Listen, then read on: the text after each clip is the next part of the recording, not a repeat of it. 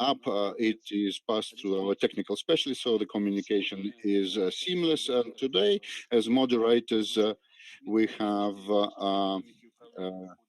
Dmitry Tolmachov, Director of Graduate School of Economics Management, Director of Analytical Center Experts, and Viktor Koksharov, myself, Rector of the Ural Federal University. And we today, for the first time, in such an unusual modality, we are gathered here. And unfortunately, the pandemic forced us to gather only online. Some participants are offline, they are personally present here.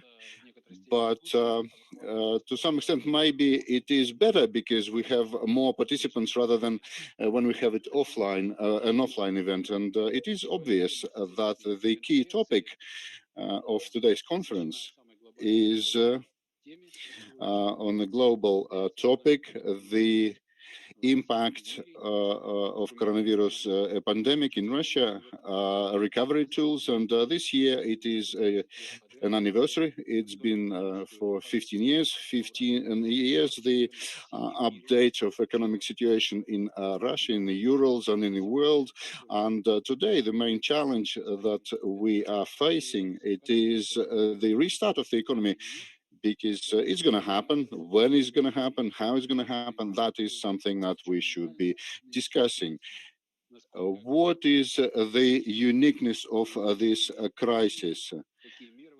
What would be the measures undertaken in Europe, America, Russia? What would be the Russian toolbox to get out of the crisis? The reaction of the authorities, the business, the institution of the civil society, the effectiveness, the limitations, the trajectory of recovery of the world and Russian economic structural shifts, changes, how it would affect the development of economy of the regions, new targets for the regional projects, and a reconfiguration of projects that are happening in Russia at the moment. And I would like to remind the participants that our section is simultaneously interpreted, and if you need that, please press the button translation. This is the globe button at the bottom panel at the bottom there, and select Russian language there. Do not select off. For the live communication, as I said, it will be the app event.rocks,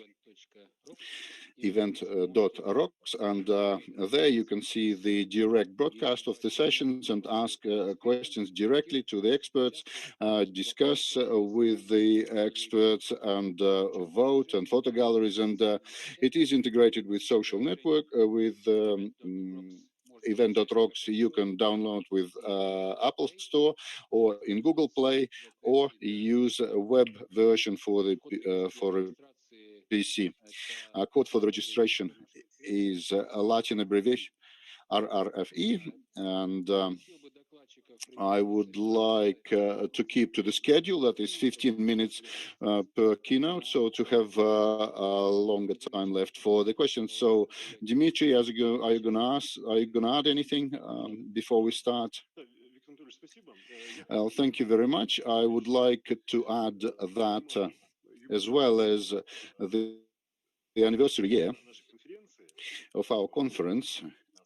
It's number 15 now, as it was pointed out, and today this is 2020. The Ural Federal University is celebrating 100th anniversary. So the expert Ural is 20 years old now. So there are a lot of around 8 universities here, and dear colleagues, this is why I think it's very important, especially to do with the coronavirus crisis. The arrival of some of our speakers, they found the strength to come and to cross the Europe and Asia border. We would like to present you with these are the anniversary books. This is the product of our young historians, and they wrote about the 100 years of development of our university. And in 1920, on 15th of October, the decree of the Council of People's Commissars has been signed about the Eurostate. It was 80,000 people only in Yekaterinburg, and 40,000 people were ill with typhoid and with the dysentery. And there, in that pandemic, that was a wise decision was made to create a university. Everything can be overcome, and this pandemic will be overcome.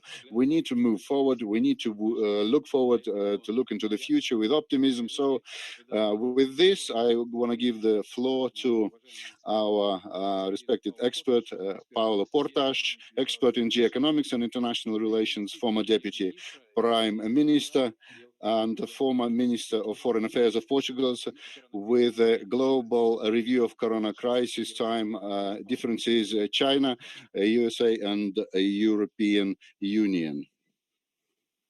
So, good morning, everybody. Hi, Dimitri. Hi, everybody.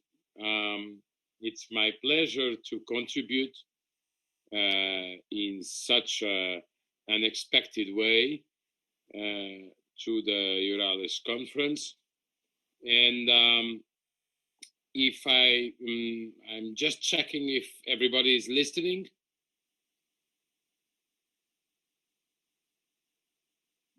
Yes, we hear you very good. Okay. Thank you. Okay. So thank you very much.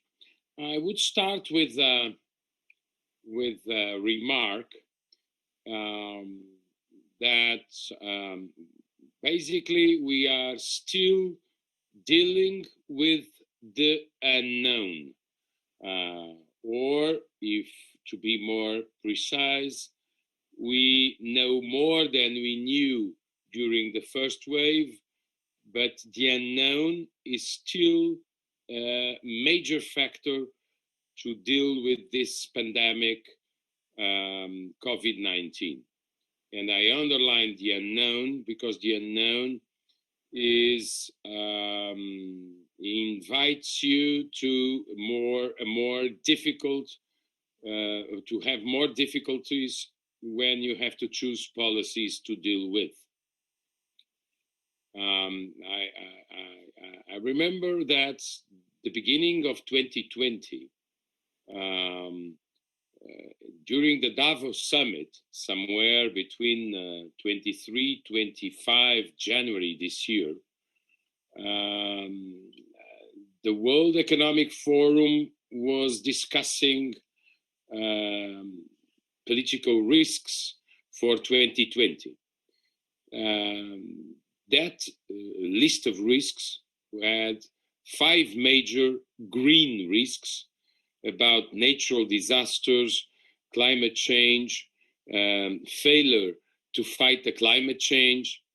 And I just remember this, how impressive is that the powers of the world were meeting in Davos when you knew already that you had in Asia pandemics with human transmission, but it was, and you also knew that 3 weeks after all the Western, 3-4 weeks after all the Western economies were challenged, but by even very, very respected institutions failed to focus on the major issue of 2020, and the major issue of 2020 was a global pandemics.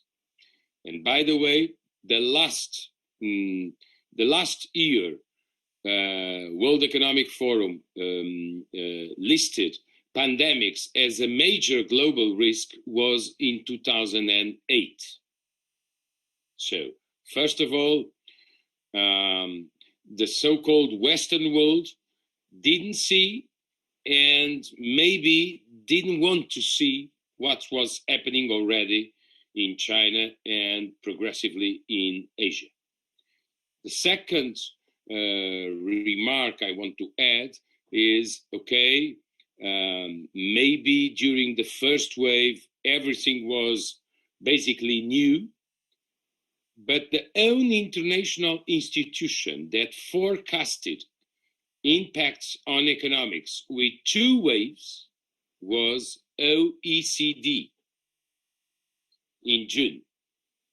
So neither the World Bank or the IMF forecasted two waves, just OECD. And if you just take a look to the OECD outlook, the difference between having one wave or two waves in COVID-19 is the difference between fall of the global GDP is very significant if you consider the fall of GDPs. With two waves, for instance, in Europe, you have a fall of 2 digits in the GDP, and with one wave, probably the optimistical scenario in June, you just have 1 digit of fall in the GDP. So that means many people didn't want to see end of January what was happening in China and Asia, and many international institutions didn't want to see the probability of a second wave. If you know something about pandemics memory, you know that second and third waves are not only possible, but probable. Dealing with the unknown, and also dealing with what we don't love to see or didn't expect to see. The second remark in trying to involve geoeconomics and geopolitics is you listen every day at least 1,000 times, this is a global pandemic. Okay, it is a global pandemic, but it is not. But it is also an asymmetric pandemic. You cannot. Yes, COVID-19 has a global impact, but impacts are different if you consider timing, pandemic arrival, pandemic development, economic sectors impacted, and time for recovery. So I think it's very relevant to share the idea that this is a global pandemic, but it is not a symmetric pandemic. You know how Asia was the first continent impacted by COVID. And there is a major difference, which is a lesson to the future, between countries with pandemic memory and countries without pandemic memory. The memory of SARS 2003 was probably very relevant to the way China, or in the westernized bloc, South Korea, Singapore, Japan, or Taiwan managed the crisis. By all criteria, for the moment, we just can recognize that Asia performed better dealing with this crisis. Performed better because by two factors I want to underline. Asia acted quickly, and those who acted quickly suffered less.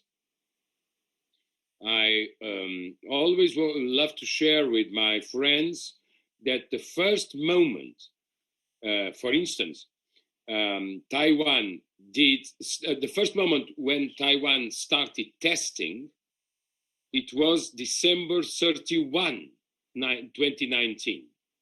That means they didn't know it was a coronavirus, but they did know that something was happening in mainland China, and they decided to test all the passengers flying from Wuhan to Taiwan, December 31. And if you consider, for instance, South Korea decided massive production of test kits, something around 25 or 26 January. So first lessons learned, those who acted quickly managed better the pandemics, both on public health side and economic side.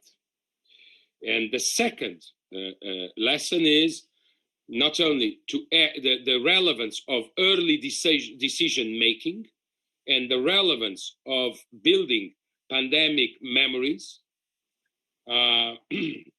but you know that 2 months after the start of the pandemics in Wuhan, you had a problem in Europe. It was the second continent hit by the pandemics.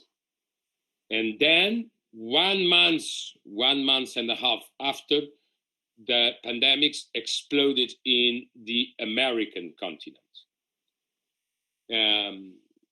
By a reason we just don't know for the moment, probably linked or related with meteo or hemispheres, Latin America was the last continent where the impact was stronger.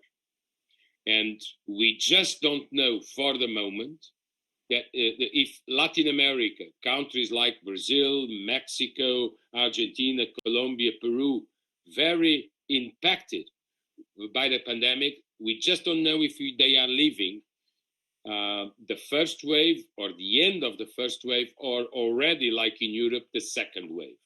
And by the way, we don't know if we'll have, for instance, a third wave, because we didn't reach the moment where there are symmetric meteo conditions to the start of the pandemics. We'll be there somewhere in December or January. So again, there are many questions we have no answer, and governments are obliged to decide among what they know already and the huge universe of things they don't know. The difference was not only between continents or models of response. The difference are already on economic sectors. You cannot, every sector on economics is impacted, with some few exceptions, namely on the digital side.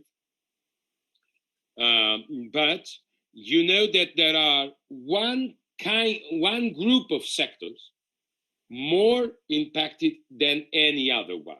Those who are linked with what I call the crowd factor.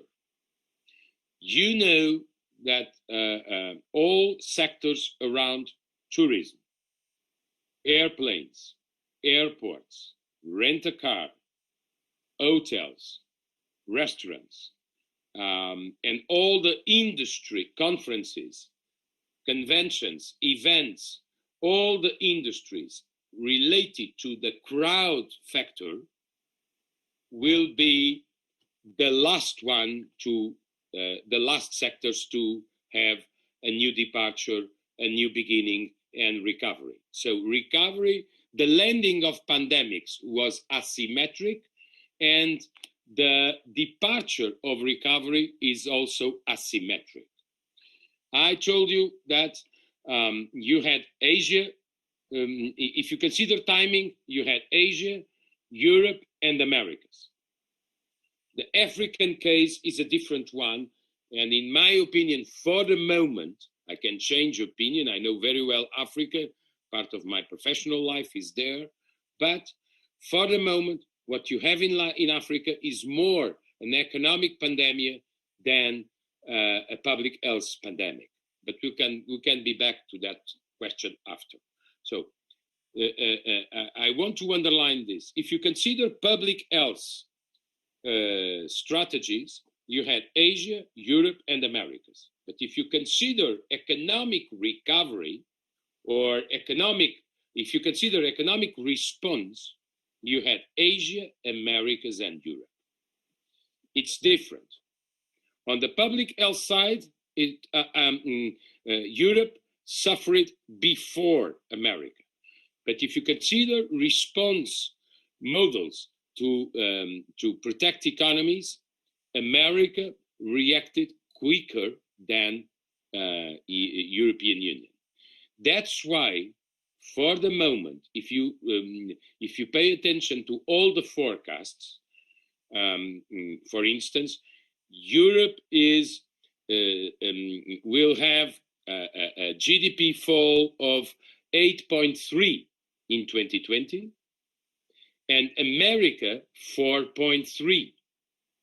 That is also the difference.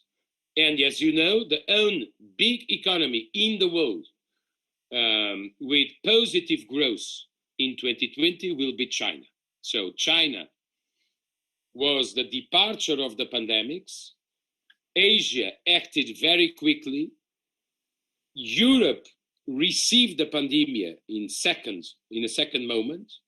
But because of the very peculiar decisional process in Europe, the Americans reacted more quickly on the economic side. And actually, we have to recognize that America is creating jobs since May. They lost more than 20 million. They already created around 12, 13 million jobs since May. So the time of departure, the time of reaction to protect economies is different. And in that framework, I would say China is closer to the good shape. America reacted with more dynamic, and Europe is still suffering tough consequences, namely countries like Spain, Italy, France, Portugal, Greece, extremely dependent on tourism. So times of the pandemics is asymmetric if you consider timing, continents, and economic sectors. Another question I want to remark is, we know that COVID-19 is a global pandemic. It was not the first, but for sure, it will not be the last global crisis. So the good question, in my opinion, is, do we learn lessons about failures and mistakes and weaknesses of the international system, yes or no? If you consider that COVID-19 is not the last global crisis, the good question is, when the next global crisis will arrive, do we have in the international system an effective crisis management global system? That is the major question for the future. Okay, we are dealing with COVID-19. Some will recover first. Other will recover in the last moment. But the good question for the future is, we knew how United Nations were more or less deadlocked, that the only international institution relevant during the pandemics has been an agency of United Nations. I mean, World Health Organization, that even institutions like World Bank or IMF were just forecasting and, to be fair, trying to help to deal with the emerging debt crisis in the emerging economies. But we had a lack of international institutions during this crisis. I don't know if the next crisis, the next global crisis, is related with climate change. I don't know. But what I know is the next global crisis, when the next global crisis arrives, we will need a much more effective international crisis management system than we had during the COVID. And finally, we all know that the vaccine is the game changer. I would say different vaccines for different stages of the disease will be the game change. Russia knows about it. US knows about it. China knows about it, and Europe knows about it. For instance, to overcome the crowd factor, you need absolutely treatments and vaccines, because you need to rebuild trust and confidence. The moment what we have to, it is my final initial remark, is in a global pandemics with this dimension, you don't have economic books to find solutions. So probably you must be extremely pragmatic and flexible. You have to deal with the break. You know, you had 1 year lost on economics. You know, in 2021, somewhere probably between the first quarter and the second, you will have developments affordable and accessible on vaccines. So you have to protect the break.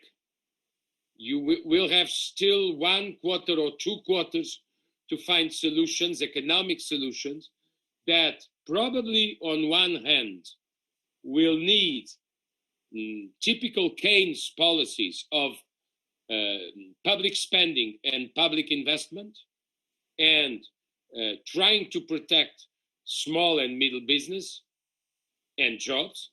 But on the other hand, to the departure of the recovery, you will need to build confidence on the private sector, and to incentive investment and to incentive risk, and to boost the recovery. So you will have probably a mix of typical Keynes and Hayek solutions, with tax reductions on one side and more public spending and public investment on the other side. That will increase deficits and probably debts. It is the medium-term problem, but probably the solutions are not written in dogmatic books. You need solutions from two inspirational schools, one more Keynesian, the other one more liberal. What I want to remark as my last idea is, I know many people is confusing a global pandemics with a crisis of globalization. Sorry to say, the Spanish flu was also a global disease with 50 million casualties. And the globalization as we know it today didn't exist at the time. So we have academic responsibilities. We have the responsibility of avoiding confusions. This is a global pandemic. We don't have a global international system to manage international crises. We know we'll have others in the future, and we'll have to increase our international and perform better in our international system. But two things I have for sure. You will need trade and you will need investment. To restart, to recovery, you will need to overcome the crisis on international trade. According to the WTO forecast, in the last 40 years, during the globalization era, the modern globalization era, trade was the first weapon of global growth. If the global international trade was growing during 40 years, 1.5 to 2 points above economic global growth. So you will need again to export and to import, which is the core of the global economy. And you will need investments that are suspended or restructuring. You will need to boost confidence to investment, to global investment, to foreign investment in many countries. So you will need, yes, we are living a global crisis, but in my opinion, you will need more than ever globalization to the new departure and to the new recovery of the economies. Thank you for these initial remarks and your attention. Благодарю вас, господин Порташ, за достаточно подробное освещение этого вопроса с точки зрения европейцев. From the point of view of Europeans and global view, you've presented here as well. And I wanted to ask our experts if they want to ask a question straight away now. If there aren't, by the way, please write in the chat. The questions in chat will be also answered. If not, then the next speaker, we're very grateful that Andrei Klepoch, chief economist of Web, decided to participate. So, Andrei, please, the stage is yours. This is the medium-term prognosis for the development of Russian economies and the conditions for the restart of the economic growth. Andrei, you were online?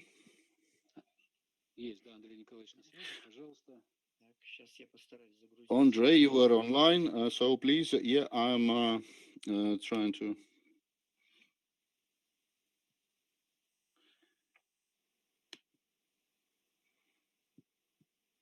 Презентация видна, спасибо. So I can see the presentation. Dear colleagues, hello.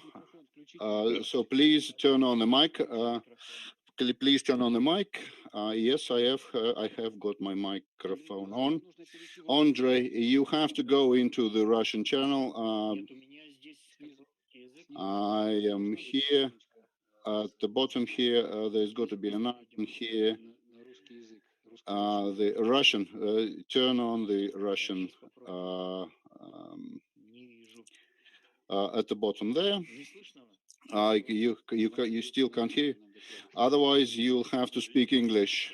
Andrei, at the Zoom, there is this globe at the bottom, and that globe, click on the globe, please, then click Russian channel.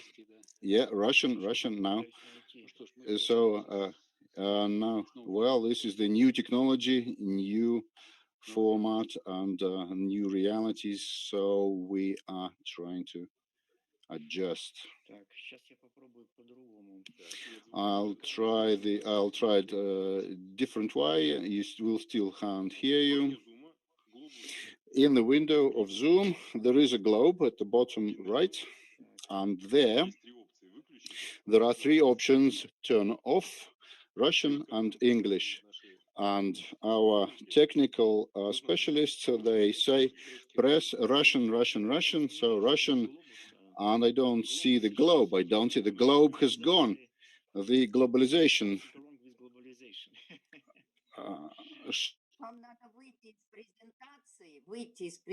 You have to get out of the presentation, go into the full screen. No, that was Natalia. Natalia is telling me to turn off the presentation.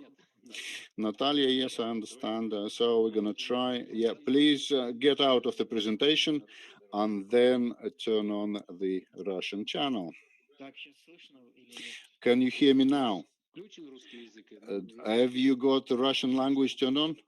Maybe it is a different problem.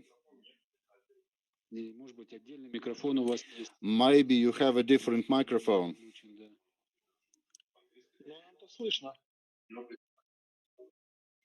Я вас всех прекрасно слышу. Нас всем слышно? В Zoom хорошо слышно. In Zoom we can hear him. In Zoom everything is perfect. So it's the other side. It's not the Zoom. Zoom is not the problem. It is the global. The globus is the problem. Так все-таки, как мне, коллеги, делать? So what do I do?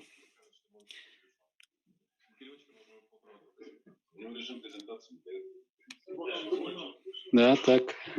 Yes, of course. Вот can you say something? And we are trying to overcome the globalization. Yeah, I have turned off the translation, and we can hear you now. So I should have turned off the translation, and now I have to turn on the screen. Вот видим. Спасибо. So now we can see you, and I hope that you can hear me. Everything could be heard well. And well, first of all, I would like to congratulate you with the 100 years anniversary. And 100 years, that is not an age. Well, it is not a serious age yet. Well, it's still quite young. It's quite a young university, and I do hope very much that this maturity is ahead. Well, I'm so sorry that I couldn't participate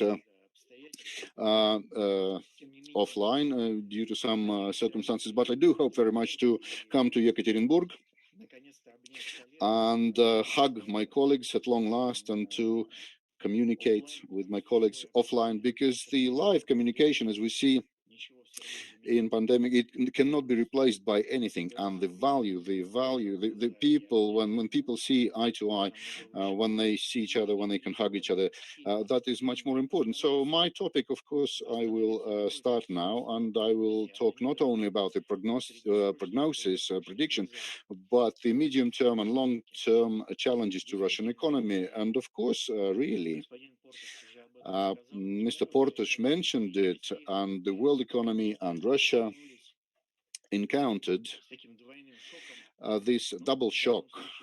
And in this case, the main shock is coronavirus, a pandemic, and this is the black swan that couldn't have not been predicted, but something was expected, that something is maturing there. And economists, they predicted that there will be new recession, there will be new world crisis. They dated it differently, these predictions, but it was not a mainstream view. And the threat of pandemic, of course, people talked about for quite some time, and we know how coronavirus emerged. The first SARS, that was 2002, and but will be a pandemic. Predicting that was difficult, and for Russia and for many countries, oil exporters, oil importers, the oil shock has played its role, which partially connected to the pandemic and the total shrink of the world economy, and also it had its own factors and causes for to do with this, but with new oil production facilities and the reduced growth of demand and a reduction on the background of the pandemic. And the reaction to this fall, it changes during the year. The IMF report, this is 4.4%. This is the latest, and we think that it will be about 4%. But that is not the most important thing. Is what's more important is what's going to happen in 2021. IMF expecting the growth about 5.2%, and we don't think it's going to happen, even if there is no third wave, because even the current wave, Professor Portas talked about it, we see the second wave, which is gonna continue in the first quarter, and then will carry on next year. The prices for oil are recovering, but even the slowdown of the economy and lockdown measures being introduced again, more limited than it was in the spring in the European countries, is gonna slow down the demand for oil, and we do see that it's going to be about $40 per barrel. We expected about $40 to $43 per barrel. And if we talk about the situation in various countries, really the pandemic impacted on many, but in very different ways. And the way of recovery into 2021-22 from this crisis, these ways, they are very different too. And here we can provide different assessment of the international organization. The spread is quite broad. You can see that the pandemic impacted on the European area a lot. About 8% is the fall. In 2021, it is predicted that European area is not gonna recover from this fall. The recovery is gonna take 1.5, 2 years, maybe. In the US, the quarantine, the picture, it looks like, regardless of the initial fears, it looks like quite good. The fall is about 4%.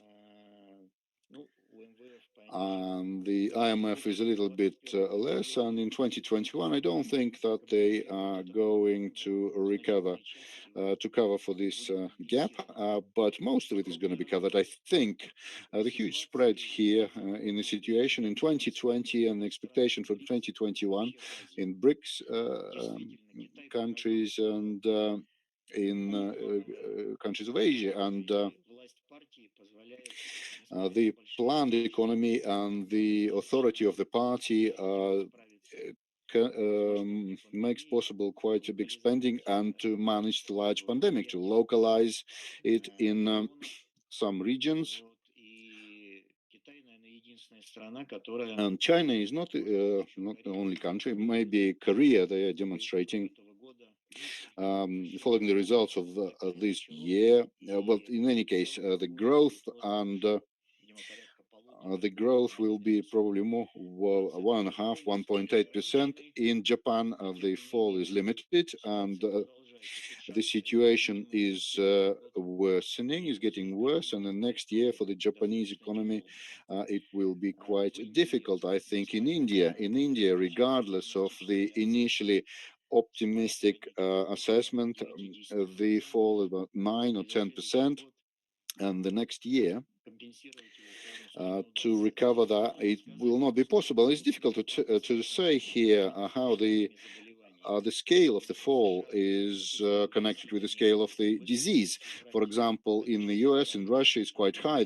For example, the numbers per million, the numbers of ill people per million, and it is the strictness of the lockdown. Russia looks quite good. We have the assessment at 4%. Official governmental is 3.9, and in principle maybe even less.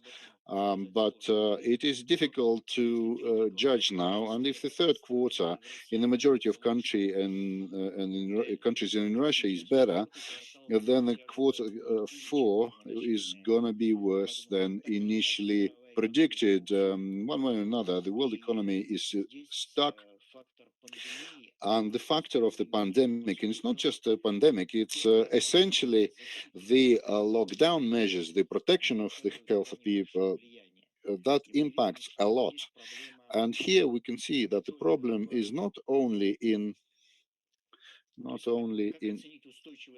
how do you assess the healthcare and the stability of the situation, because it doesn't, it's not connected to the general spending on healthcare. And here the leaders are the US and the European area, but they did not avoid a high mortality rate. And in China, where the healthcare spending is very limited, China managed to demonstrate a very good protection of people from the pandemic. In Russia, looks quite good too, from the point of view of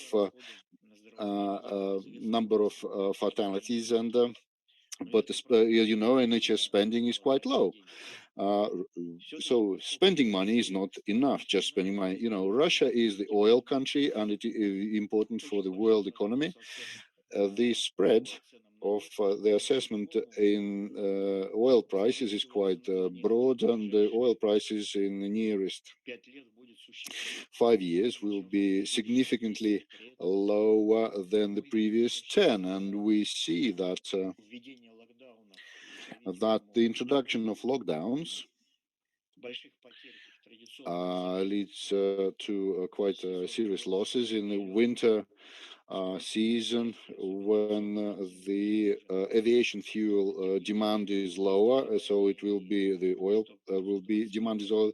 But by the end of 2021 and specifically 2022, the prices could could soar up to $50 per barrel and more. And then what we're going to do in 23, 24, we're going to get the drop in oil prices because the excess of production and the lack of the investment is gonna today is gonna impact in 2023-4. And in Russia, however much we talk about the stability, on the left you can see the GDP curvature, and the darker one is the oil price, and you can see the GDP and oil prices, they correlated closely, and regardless of the oil price stagnation, the economy, Russian economy, starting from May, is demonstrating weak but positive dynamic. Officially, is -8% for the Q2, and maybe even lower if because there is new data on industries now. If we reassess everything, the fall is gonna be even less. But we for the year we put down a 4 because the limitation is gonna impact on transport, on services, and you know this the peculiarity of all of this crisis in construct to other crises that we had in 2015, in 2008 and 9, and if then the key impact was on the basic key industries like transport and well the trade retail also suffered a lot, but now it's trade, transportation, aviation. This is catastrophic reduction there, and this is the paid services like hotels, restaurants, catering, and the system of well the entertainment, and in here and the European area in the services sphere is much worse than traditional. So what are the measures there? Unprecedented, that both fiscal and to do with guarantees. This is the data from the IMF, and that was printed in the spring, so it's not updated yet. Everything changes so fast. So how can we calculate it? How can we see the guarantee? So the whole scale of the support we probably find out the next year, and Russia is quite limited here. It's about 4%. These are the fiscal measures mainly, over 2%, and the system of guarantees is about 0.8, 0.9% of the GDP. And in this sense, we can see that relatively low spending, the scale of the drop of the fall, is quite low, and these measures they help, they support to support the income of people and business and the fall of consumption. So this is not the panacea, but these measures have been on the increase. They were very limited initially. From the first package, there was a second and a third and the additional, but as well as these measures for the scale of the limitation of fall in Russia, the regional authorities, they played quite a lot, impacted quite a lot, because they were given a carte blanche to decide on the strict, on how tough the lockdown would be. And regional authorities, they have worked really well. And it doesn't mean to say that there are no problems, but so was the worse the crisis, the higher the percent, because the banks are disintegrating. Here we don't see that because there was a cleanup done, quite serious cleanup, and the subprime loans have grown, but the loan rates have not grown too much. The lending to companies and mortgages, if these measures have not been undertaken, the mortgage rates haven't would have gone up, and the support would have been much weaker than we see now. And I'm not going to talk a lot on the figures. The presentation will be available and you can see it. You can check the figures. And if we look at the departure from crisis and getting out of it, the assessment that we give are more conservative than the government's. So we expect in 2021 2.3%, and then just over 2 instead of 3 or over 3 like the government predicts. And there was the Institute of the Economics of the Transition Period was preparing the report, and our prognosis is closer to what is reviewed.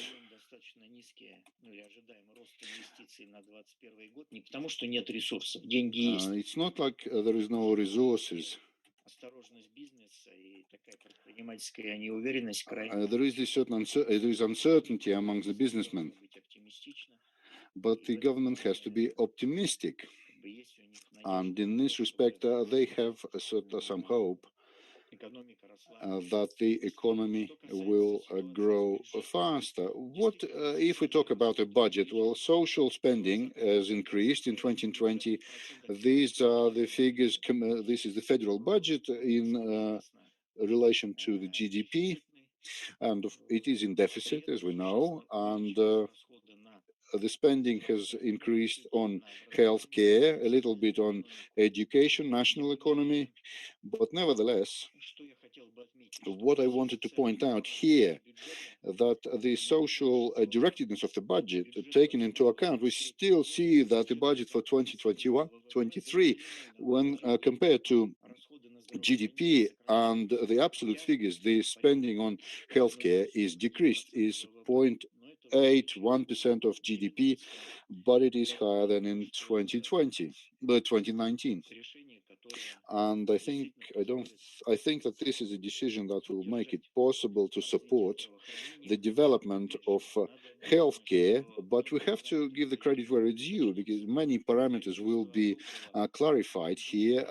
The government has confirmed the action plan here, but this is not a public document. But in the State Duma and in the authorities, it comes in. There is a whole range of measures for the development, for growing the stability of healthcare to epidemiology, support of the centers, establishing new centers in the regions, the setting up the reserve of drugs. So there is a certain continuation of measures, and many measures are asterisk here, but because they need additional funding. And the complete picture for additional measures for funding the project for the healthcare, and the healthcare is same as for education. We can see, we'll probably see in the first quarter of the next year. So the measures are undertaken, but the final configuration is still not visible yet. And this is the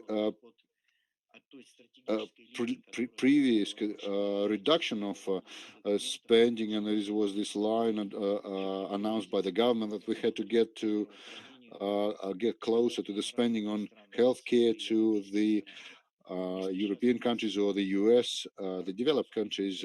Now the budget system is just over 3% maybe, and if we take European level, that's 5-6 odd percent, and I'm not talking about the record holders here, the leaders. And on the budget here, what would I like to point out here? there were really strict demands getting back to the budget in 2020. The government has not done that and is going to get back to in 2022. But the life is going to bring its own correctives here. And if we look at the nominal figures for the budget, we can see that the spending for 2021 are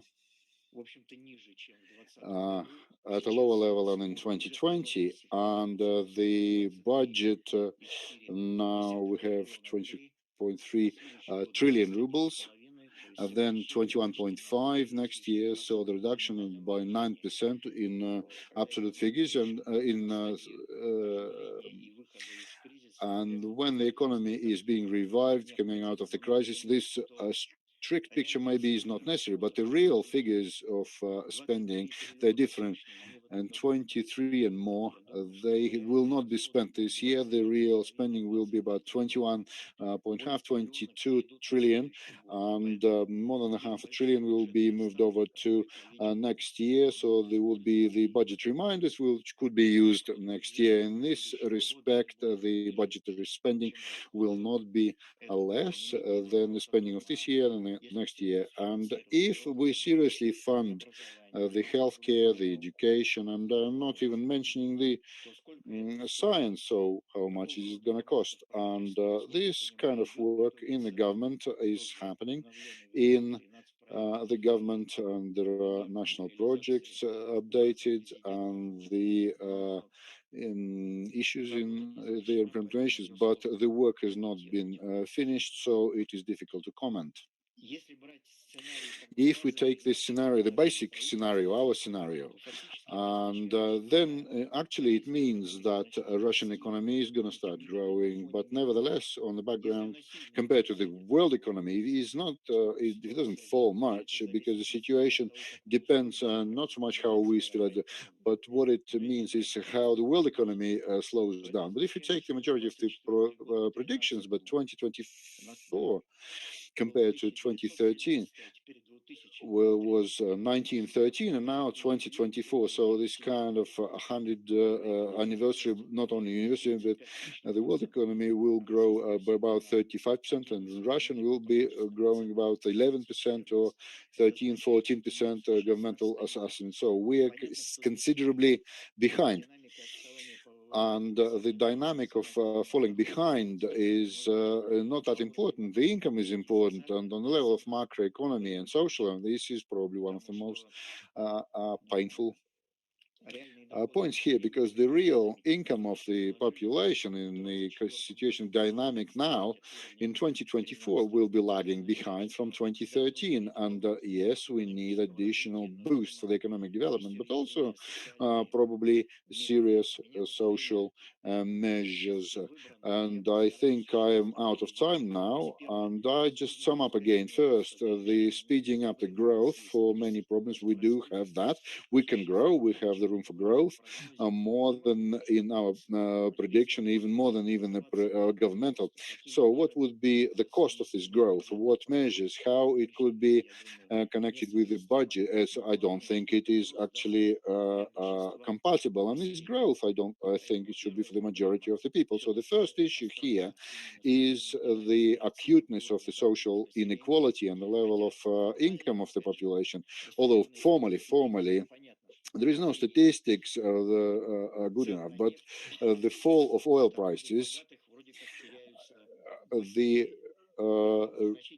rich people lose their income faster, and when there is support of the state, is the family with a lot of children, so with the low per capita income. But for the future, the problem of social inequality, it is not receding here.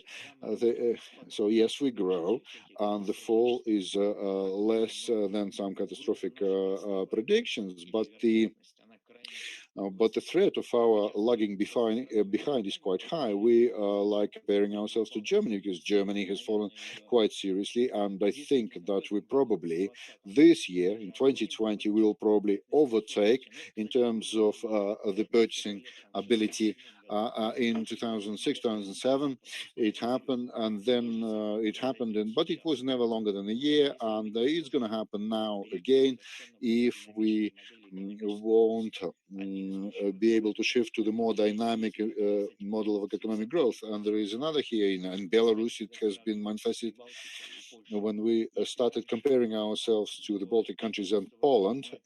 From 2014, we were overtaking we were ahead of 2014, and now we're lagging behind. And to close this gap without transitioning to the new model of development will be difficult, but the fairness and freedom is this issue is always acute. The pandemic has increased the demand for the state support, but nevertheless the freedom issue, the issue of freedom of the regional authorities is one of the the one that has a future. This is a lot of graphs here, and they show that we can grow quite considerably if we undertake additional measures. So this is the dark green, rather compared to the basic prediction. It could be more than 3%, up to 4% probably, but that would, and also the pain points that we have at the moment. The problem of low income and weak economic growth. Here, there is this world agenda, global agenda that Professor Potas mentioned, the Green Deal and this low carbon development, and but you can't, the low carbon development and green growth cannot be done through, there will be a problem growing on poverty, and because the sectors, for example, the coal industry in, say, in India, where the import and production of coal is increased, and when China is reducing the production in the foreseeable future, it probably will not be able to reduce the levels of coal and coal energy. But it doesn't mean to say that we shouldn't be working on issues to do with climate. Here we have to compromise, we have to have balance, and so far it has not been found. We have billion people who live without access to civilized sources of energy. Healthcare, the issue of healthcare, with pandemics we'll have to live, and in the future we're going to have them in the future. And this is not only issue of funding, where in Russia it's also funding, but it's also the reconstruction of the model of the healthcare and saving people's lives and health, and the requirements in transport and public areas. And this is the challenge that is long-term technological process everybody's talking about. But in this situation, you cannot only just boil everything down to digitization. The new methods of treatment, new approaches to treatment, new protocols, new treatment protocols, not only antibiotics but bacteriophages. And this is not treating only people treatment, but the change of the agriculture and animal rearing that is full of antibiotics and growth stimulants, and that kills the immunity of us, all of us. Globalization and deglobalization. So the current model of globalization is in crisis. We can see it in pandemic. Everybody is starting to close down borders, but the new model of international cooperation it's not only for trade, it's not only for economic growth. The cooperation for the preservation of nature and people's health. And I do hope that in this sense, for the new global agenda and the Russian agenda, we can contribute to these decisions. And I'm so sorry I took so long a time, and I want to thank you, and thank you very much. And All the presentation will be in open access, and I wanted to ask, Mr. Portas wanted to ask you a question. Yes, please. Professor Andrei, are you listening me? Да, я слышу вас. Yes, I hear you well. Yes, Okay. I can hear you well. Thank you for your presentation. I want to add one element to your presentation. If you consider European Union countries plus UK, according to the last forecast from the European Commission, just 2 countries will recover base 100 in 2021 if you benchmark with 2019. I mean Lithuania with 100.7 and Ireland, always the surprising Ireland, with 100.3. The other 27 will be under the 100 level base of 2019. And if you consider 2022, Spain, France, and Italy, and I'm just mentioning big economies on the Eurozone, are still under 100 base 2019.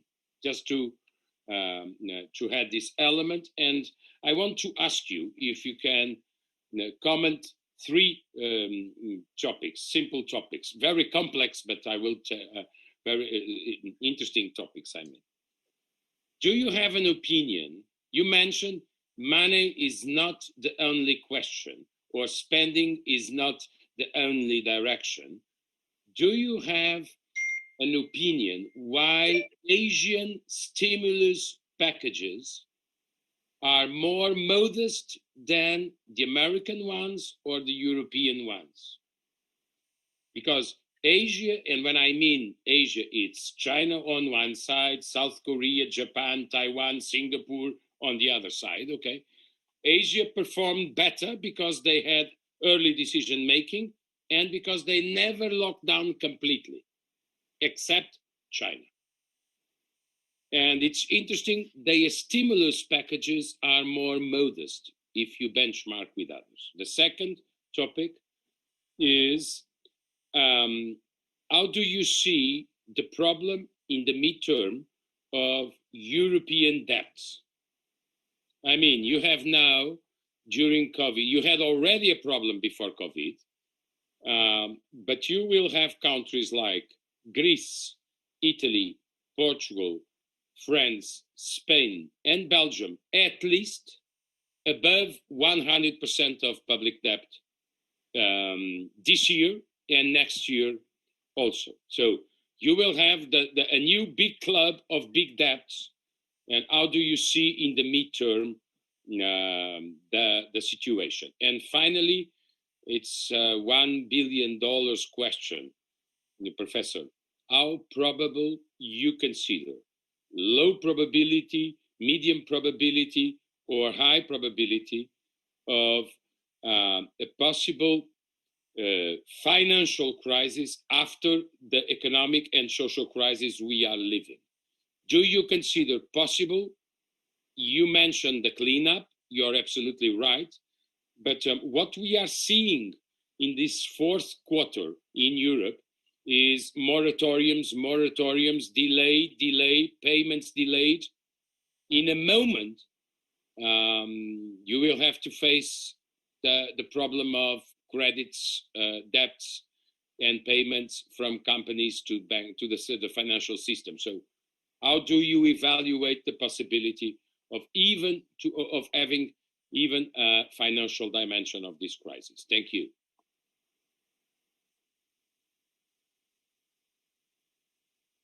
Андрей Николаевич, пожалуйста. Спасибо. Andrei Nikolaevich, please. Thank you, Mr. Portas, for very interesting questions.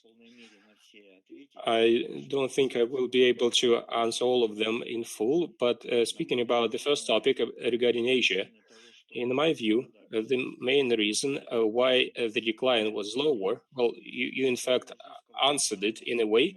It's because there was no such lockdown as in European zone. So speaking about China, tough measures were introduced in Yunnan province. And following the results of the year, it will not get a positive growth. But in other regions of China, they did not impose such tough restrictions.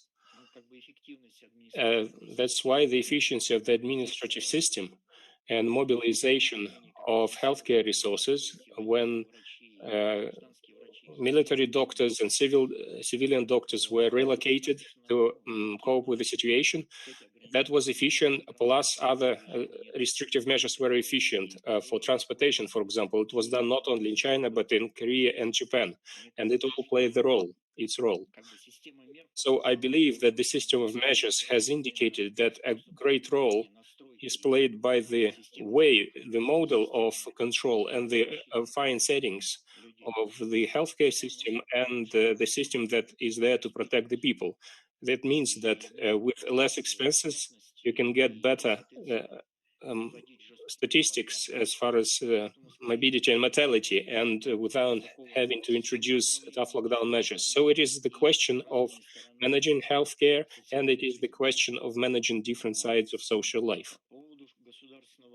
Speaking about public debt in the European zone, the problem of debt cannot be considered in isolation. Yes, the debt is growing, but the debt is growing in the United States as well. The question is, how do you finance it? Because we see China and Japan, and the size of the debt is 2.3%. It's higher 2 or 3 times than GDP, but it is financed by the government funds. Right now, the monetary policy of central bank is European Central Bank is rather soft. So financing the debt or avoiding, it's possible to avoid the overall financial crisis. However, we need to look at specific countries, and unfortunately, I don't have a complete information here. Well, you are better informed in this, and maybe in Greece and in Italy, it's hard to say whether it's going to be like in Germany, where there are certain risks for certain banks and lands, but the resources for maneuver are still quite great. So if it's not a default, then at least the restructuring of the debt, a more systemic one than the delays which were imposed by the countries. And so practically every country have used this or that delay on debt payments. And this experience was used in Russia as well, as far as regional debts and corporate debts. So partial defaults are possible, but I wouldn't say that there will be an overall debt or financial crisis, honestly speaking, because for now we have a soft monetary policy, so we don't see an overall financial crisis. But still, it is, again, a problem of the future. If we're talking about such debt burden and without having systemic solutions, how do we address further development issues? And if the deficit will remain high, if the deficit remains high, how do we finance it? How do we support the growth, which was forecasted before, and it is not as high?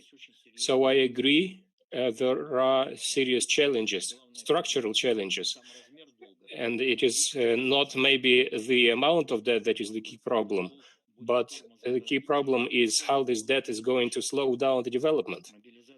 And how will it impede the mobilization of resources to fight further pandemics and the modernization of healthcare? Thank you very much for your questions. And but I must say I might have more questions than answers here myself. Thank you, Andrei Nikolaevich. Colleagues will switch on to representatives of the business community and how the crisis impacts specific sectors. And I'll give floor to Mr. Davidov, head of the shipbuilding company. Good day, dear colleagues. Thank you for the possibility and to take part in the conference. It is the first time our company is taking part in this conference, and I hope we will be annual participants. A few words about our company. Recently, there's been a lot of information in mass media and on TV, and I think this is not quite what we would like to broadcast to the society, so I'll just say a couple of words about who we are, what we do. BSK, a company, 3 large plants, one in Stergiltamaka Republic of Bashkortostan, so it's soda and caustic production, then Bereznikov plant, soda company. We have 3 big areas, and number 1 is calcinated soda and PVC, then food soda and sodium bicarbonate. And we have about 280 names of chemical products. We are part of the system forming companies of Russia. We're among 200 top largest companies in the country, and we are pursuing modernization and the improvement of environmentally friendliness of our production processes. So what are our consumption sectors? Who are our consumers? That's 2 large segments: industrial sector, metal, chromium and sodium combinations, cellulose and pulp, plants, construction, and another area is retail consumer, that's glass production and food soda. And in these 2 areas, we see a diverse dynamics because they're oriented on different consumers. Speaking about industrial sector, it has subsided and it's continuing, the decline is continuing, and I mean construction and in metallurgy as well, in paper and pulp production. So the consumption inside the country is decreasing for objective reasons. And it was particularly obvious in April when they closed down large construction sites in Moscow and as well as in other large Russian cities. How did it impact us? To our main products, calcinated soda, which is used to produce sheet glass, and polyvinyl chloride, which is used to produce profiles for windows. So it is true that the demand fell considerably. Many producers of sheet glass, they switched into a different procedure when the glass from the furnace would be crushed and sent back for smelting. And they work like this for 30, 40, or 50 days. And it had an impact on our consumption. Within the structure of our 25% is export. In our portfolio, what happened with exports since the market fell in such countries as India, and because of lockdown in Europe, the consumption has fell considerably.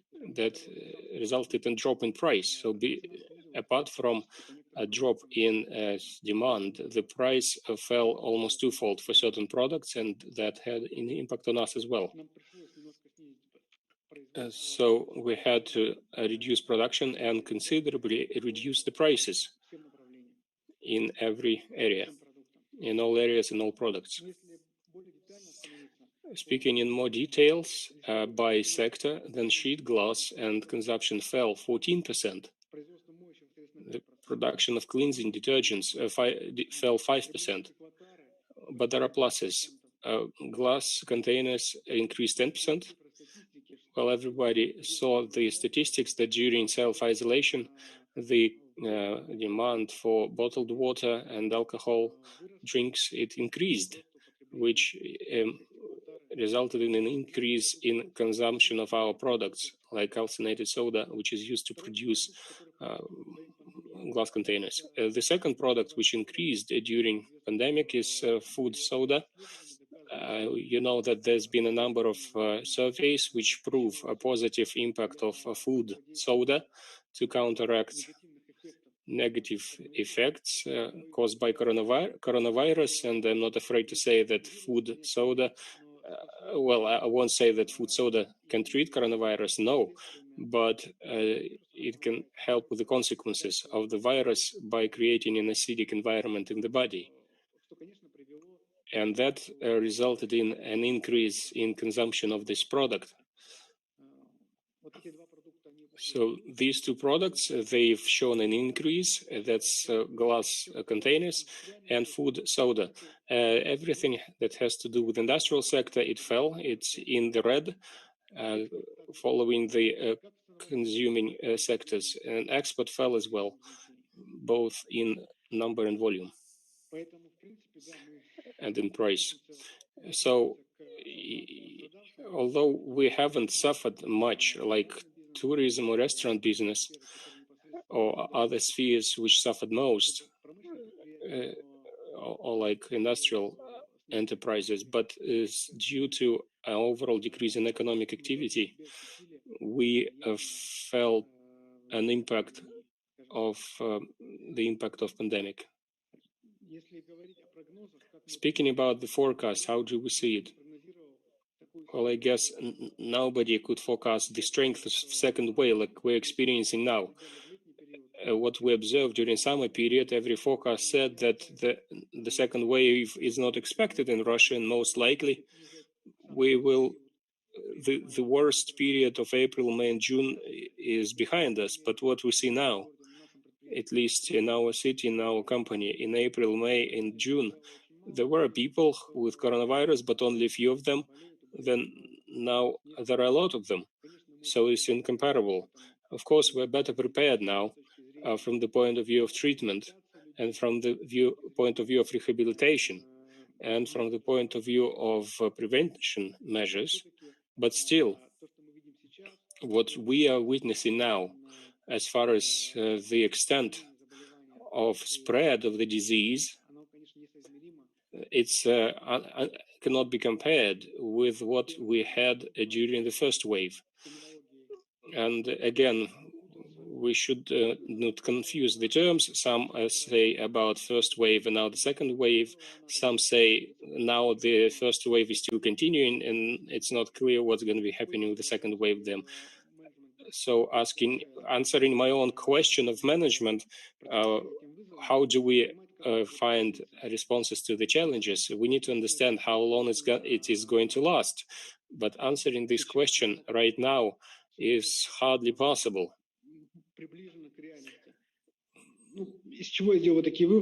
Well, why I've drawn these conclusions is because nobody 2 or 3 months back could forecast the situation that we have today, when we see European countries being locked down almost completely,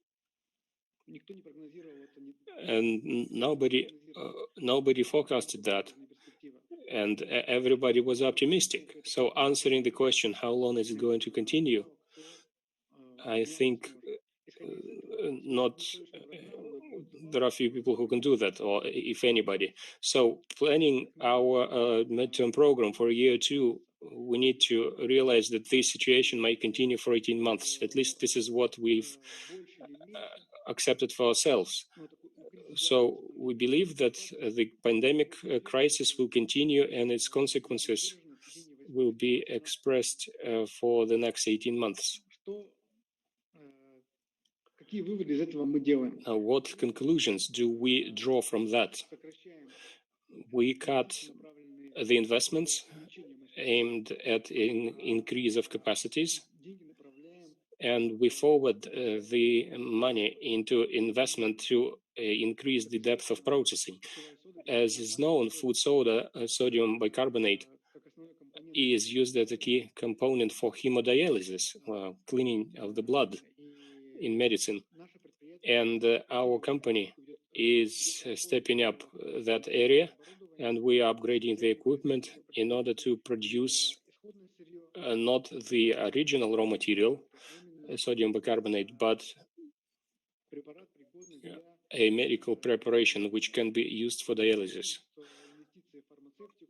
Because we see that investments into pharmaceutical area and investments into improvement of health and improvement of quality of life and improvement of longevity, They are popular now, globally and in Russia, and probably globally it is #1 priority. So these are investments aimed at improvement of the quality of life and active longevity.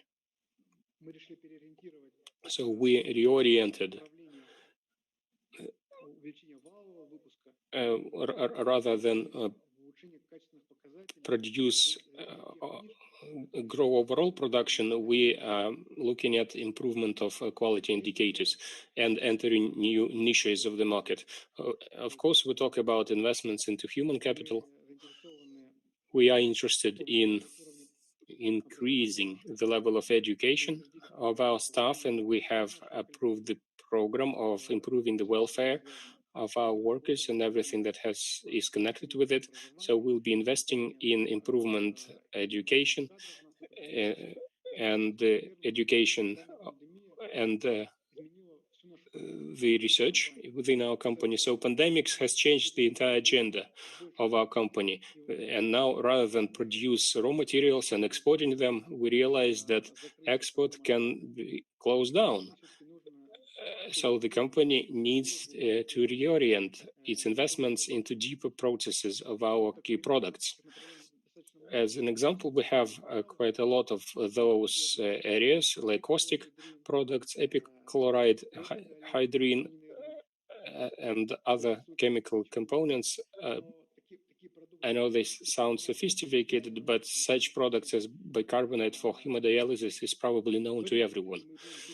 And this is the area we are planning to develop further on. So going into the market niches with the research-intensive products and deep processing.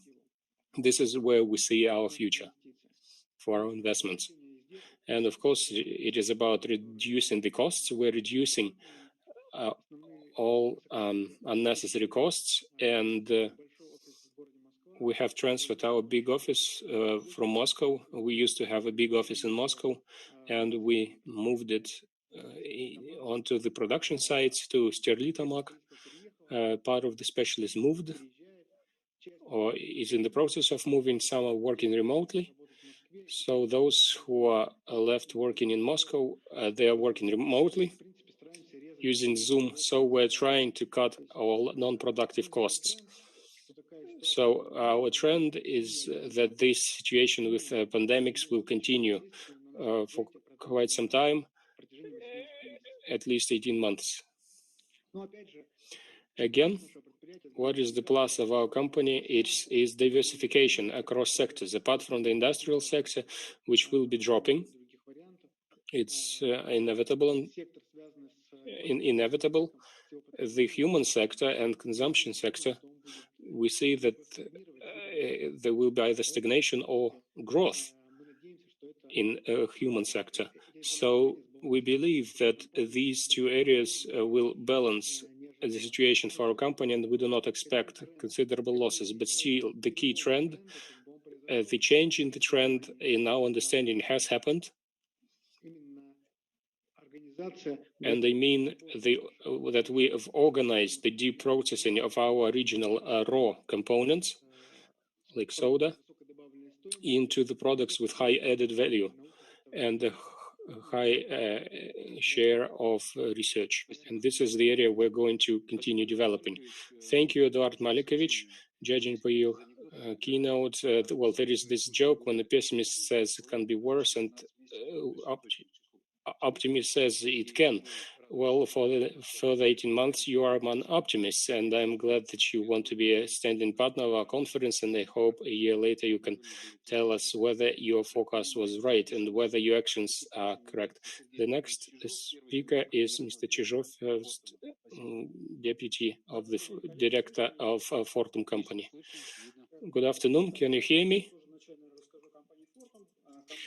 And I'm gonna tell you about Fortum. This is an international company headquartered in Helsinki. We in all the European countries with the purchase of the German company Uniper, and we also bought assets in the States, in India, and other countries. And I would like to tell you that We are not alien to the Urals, to Siberia, because our key assets are in Chelyabinsk, in Tyumen, and in the Khanty-Mansiysk Autonomous Okrug, and we are the largest player in Russia.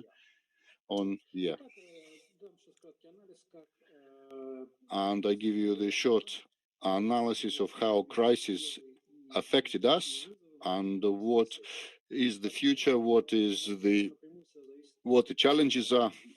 The energy sector depends on the economy, on production, on processing industries, and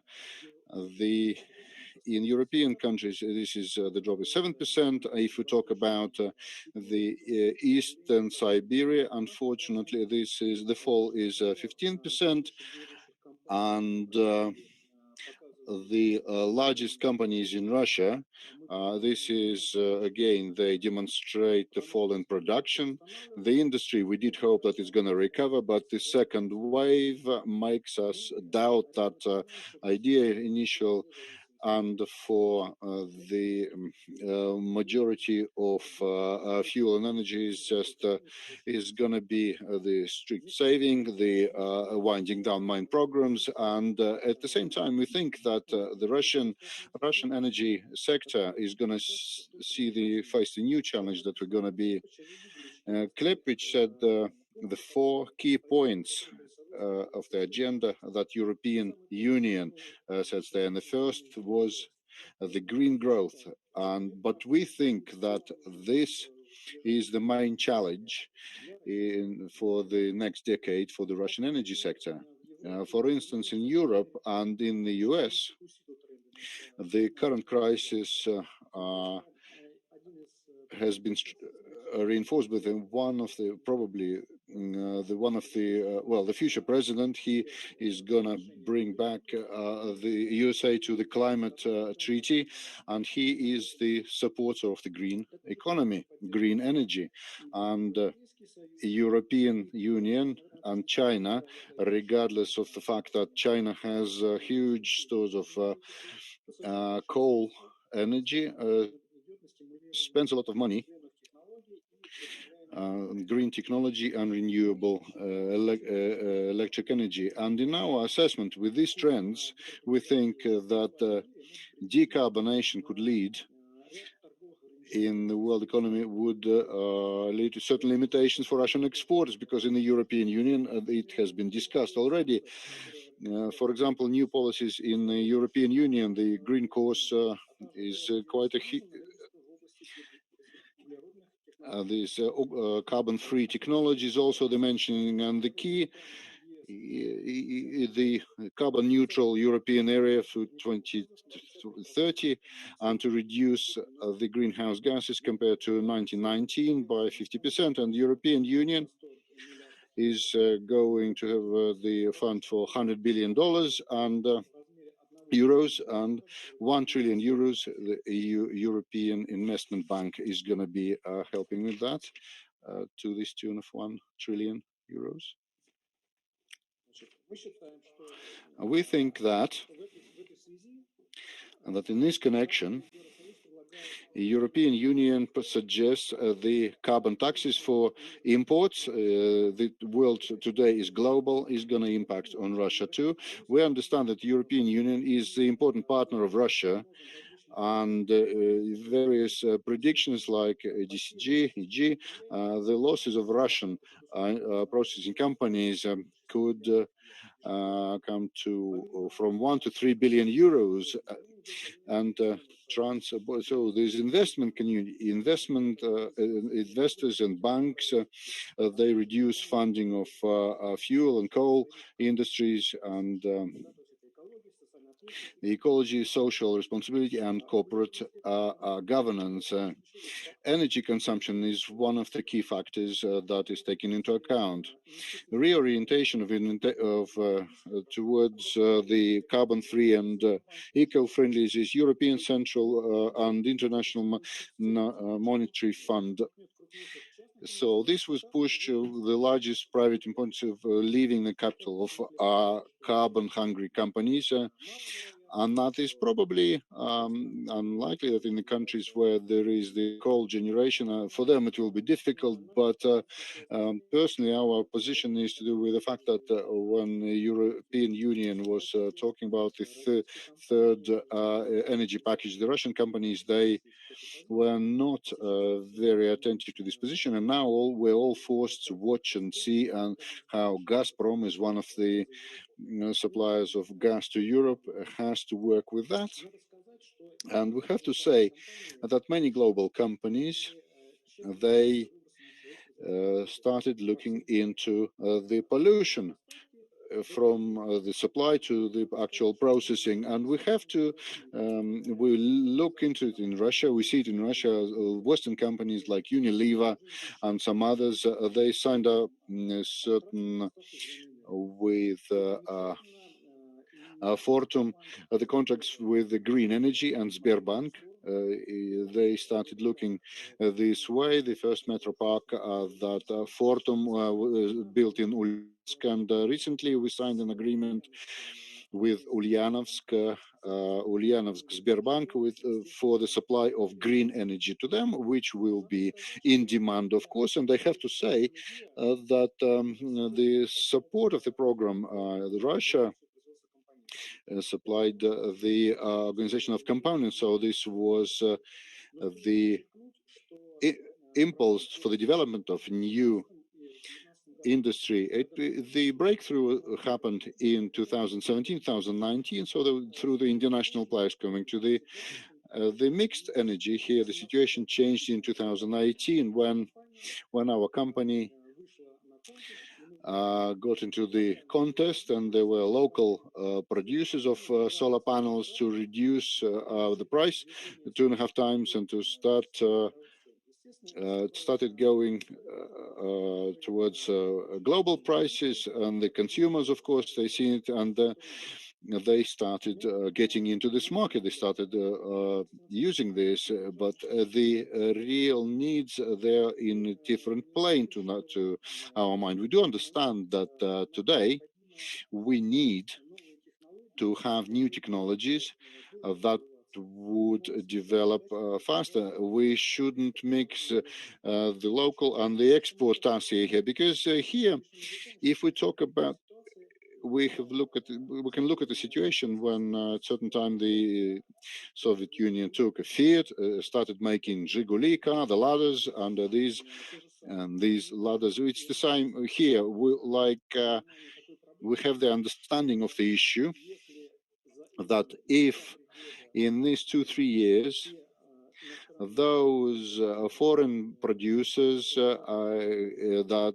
started making this equipment locally, they actually doing the local the outdated models which are lagging behind to the models and machines which are really produced in the West for themselves. And I think this is a very important point, and we have to predict on how to work with it. And now with a more strict fines, the oil export is reduced. So from 400 to 200 million rubles is going to be reduced, the support. It will limit the choice of the equipment. And we think that the suggested approach, it does not make it possible to participate in the program and get the technologies available in the international. The organizational matters will limit the competition. And I want to stress here that we are all for localization, but it's got to be competitive. It has to include more cutting edge equipment. Otherwise we will fall behind, we will lose again. So we don't want to say that we have to have a greenhouse really nice conditions, but we need to remain competitive in taking into account that in Europe the green thing is going to be on the increase, and in Russia the potential shortage of green energy is going to be 120 billion kilowatt hours is going to be a shortage, and the green sources by 25 billions. And this issue sets the task on new approaches to establishing the new energy. And it's going to be taken up by the government quite soon, because in 2023 the taxes will be introduced, the rates will be introduced, and quite a lot of money for our producers that is sent to the European area markets. They will be a lot higher, and we think that for the government, the participants of this energy community, it's very important to decide how Russia will renew the energy balance. So electric energy is very important. As Mr. Klepich said, this cannot be done at the expense of medicine and education and healthcare, and there's got to be balance here. It's got to be competitive environment here for localization. Of course, in Russia we have everything that we need to adapt to that. We have the largest wind potential. The new minister Shubinov, yesterday in the State Duma, he said that he thinks that we have to have turbines all over Russia, from Far East to Kaliningrad, and I totally agree with him there. And of course, you probably know that there is a so-called the Sun Belt, the Sunny Belt.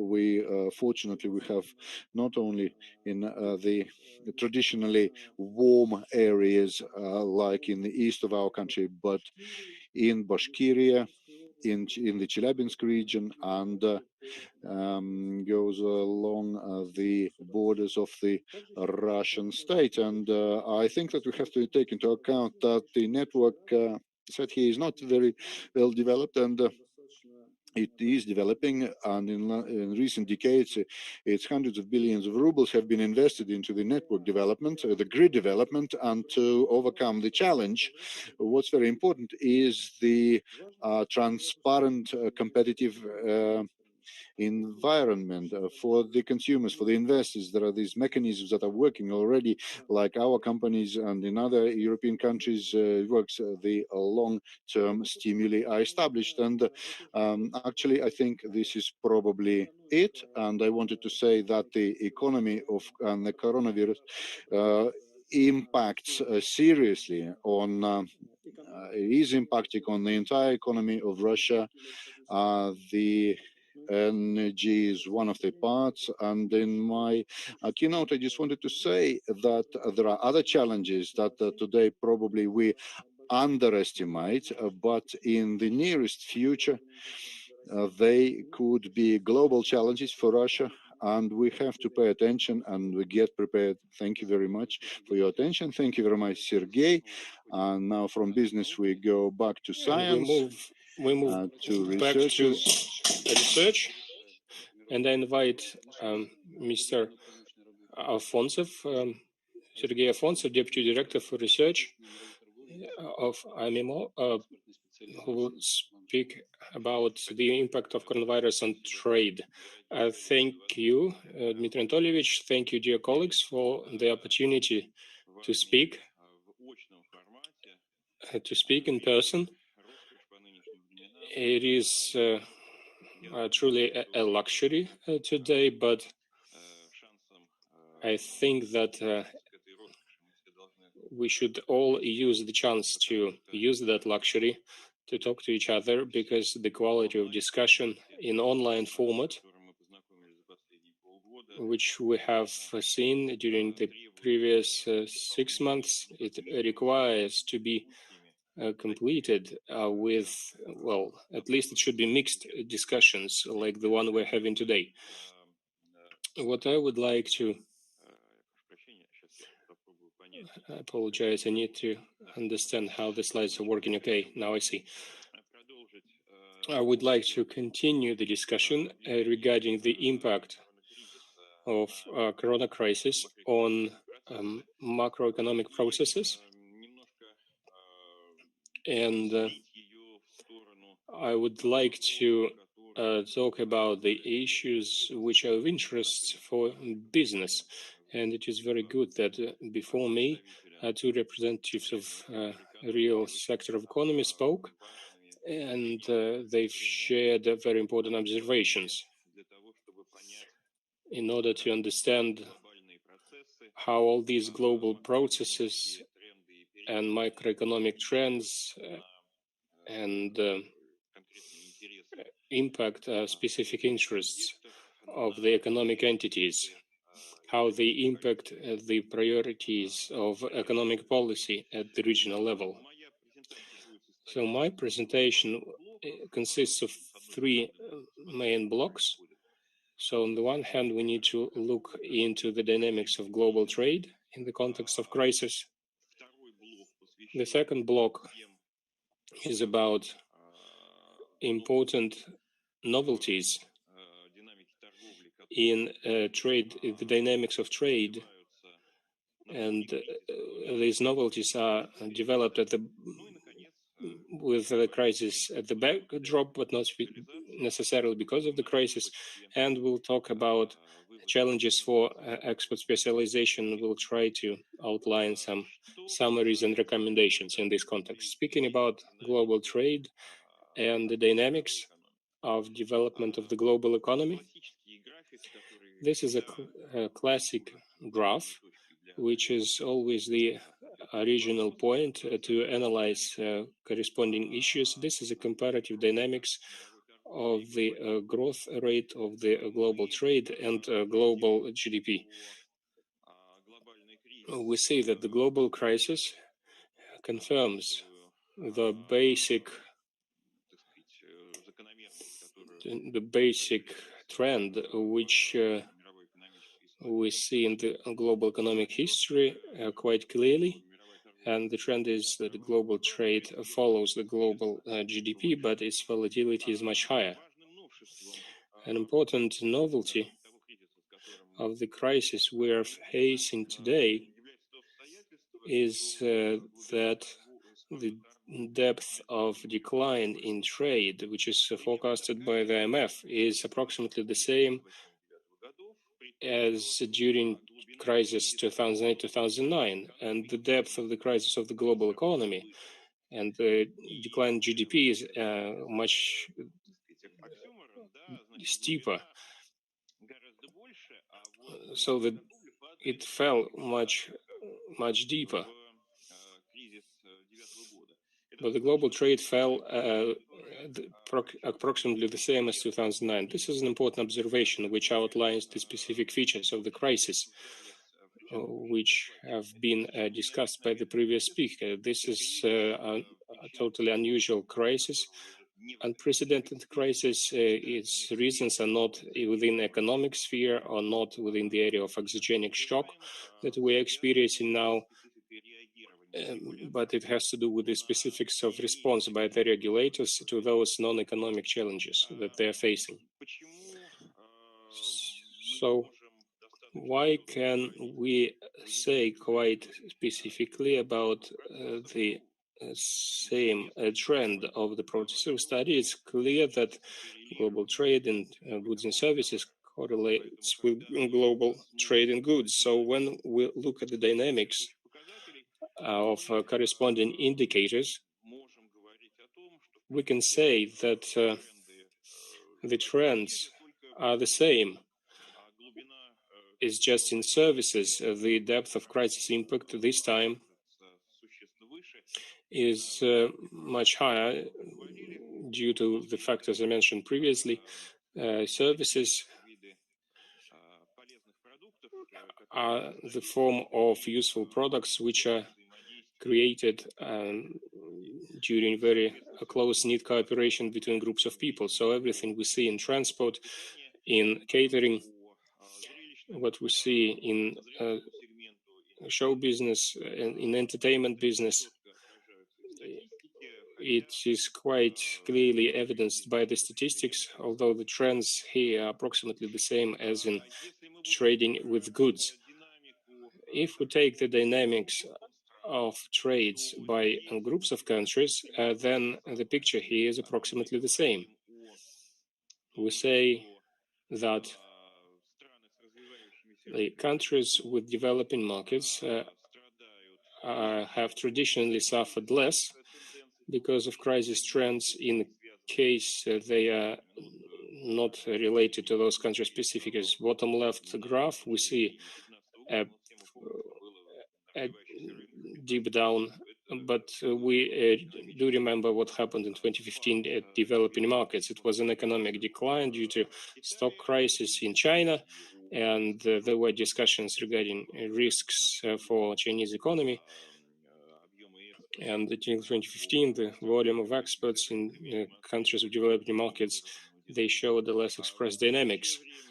At present, we say that developed countries, and if we talk about decline in export and import, developed countries are suffering more, which is also seen in decline in GDP. And you see on the graph at the top, you see that corresponding countries experiencing decline, which is 1.5-fold higher than in developing countries. And that explains the response to trade. There is a rather radical and quite visual way to make sure that this crisis is quite special. The thing is, the crisis we knew before.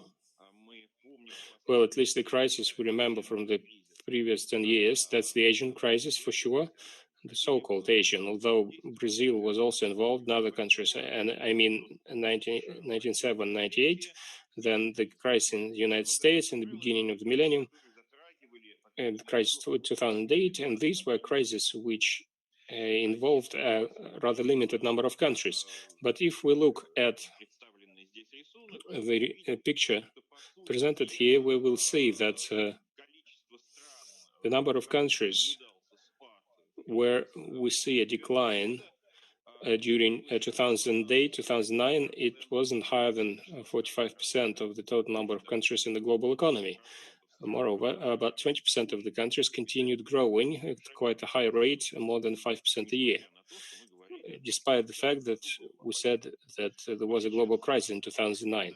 So now the countries which are continuing to grow, the number of these countries is catastrophically low. The number of countries who are growing rapidly are practically none. The crisis had a very tough impact on the global economy, and with the exception of certain prominent countries which were able to stay within the positive growth trend, and they probably will have good indicators next year, the entire global economy is in shock, deep shock. So there is a question, why do we see less decline in global trade in these conditions, in modern conditions? To answer this question, we should look into the GDP indicators by country. So these are indicators per country and groups of countries for 2019, 2020, and 2021. In my opinion, this is quite indicative, and this data can give us an opportunity to formulate certain conclusions regarding the nature of today's crisis. And I would risk balancing by not being politically correct. I would say that this is not a crisis connected with pandemic. The loss of labor time connected with pandemic have contributed to the economic decline much less than the measures which were taken by the regulators of corresponding countries when fighting, or as they thought, trying to fight the pandemic of coronavirus. So if we look at the corresponding schedule, and yes, we're talking about Russia and the role of anti-crisis policy in different countries. Here is the European zone, which it has faced the crisis and the pandemics sooner, and the United States faced it later. But the United States had efficient measures which were able to save the economy from disaster. So that's why Europe fell 8%, USA fell only 4%. I have a different explanation. European zone, they are introducing quite a tough lockdown. Look at the curfew, for example, in Paris or in London. I'm not a big specialist in epidemiology, but I don't quite understand how coronavirus can spread faster during nighttime than during daytime. So what's the point of that curfew then? Maybe during dark time it multiplies faster, but all I know about the specific of multiplication of the virus, I don't see how it can be possible. Look at India. A lot has been said that India, but if you hit people with sticks who leave their homes, and if you stop transportation between the cities and villages, because, and you explain it because you have some guesses about possible impact of this measure on coronavirus, you will for sure get a crisis if you use such measures. So, and I always remember this quote from The Heart of a Dog by Bulgakov, that what people need is that everything is in the ruins. And if you do these things, then you will end up in the ruins. Look at Kazakhstan. Was the anti-crisis policy in Kazakhstan better than in Russia? Well, they did not have such strict restrictions as in certain regions of the Russian Federation. What does Russia look like mostly, if we talk about dynamics? Well, it looks like United States, mostly. Despite all the differences in the scale of disease, the United States is probably the only country where the working time loss from the point of view of impact on macroeconomic dynamics, they will probably be very significant. And now the calculations are on the way. They are very preliminary, but the United States and certain countries of the European zone, they will have the largest working time losses. All the rest is how deep, how tough the restrictions you want to impose. You look at South Korea. Some say it responded quickly, but it responded also in other areas. They said we will not restrict the healthy ones. We'll only identify those who are sick and limit their interaction with the healthy ones, and the healthy should continue working. That's what they said in South Korea. What conclusion can we draw from that? The conclusion is this.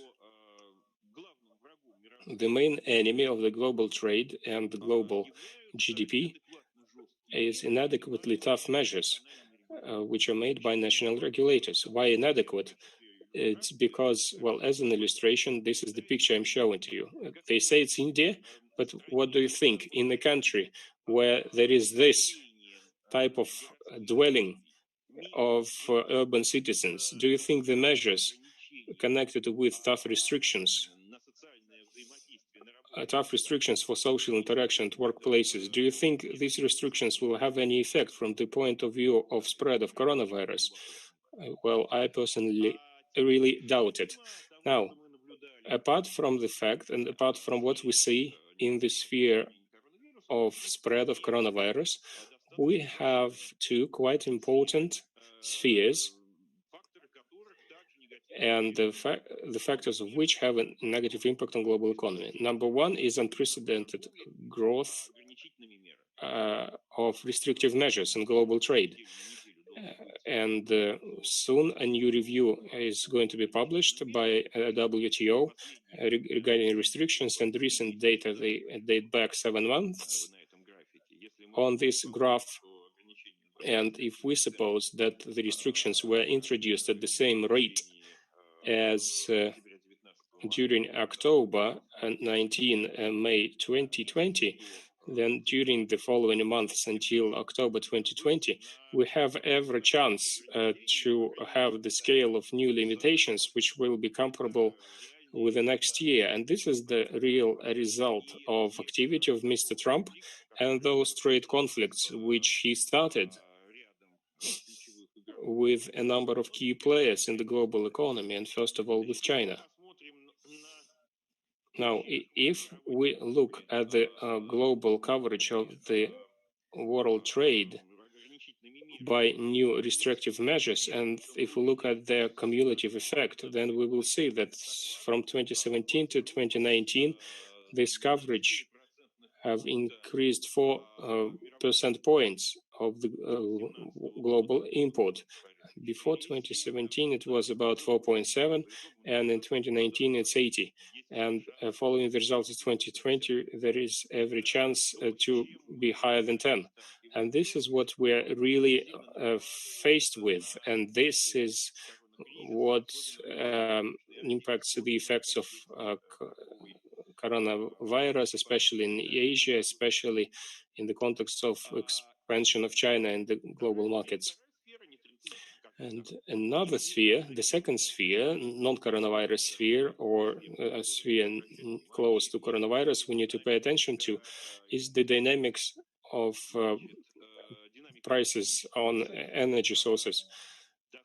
On the dynamics of energy prices deviated considerably from the dynamics of prices for key agricultural types of raw materials and metals during the past few years.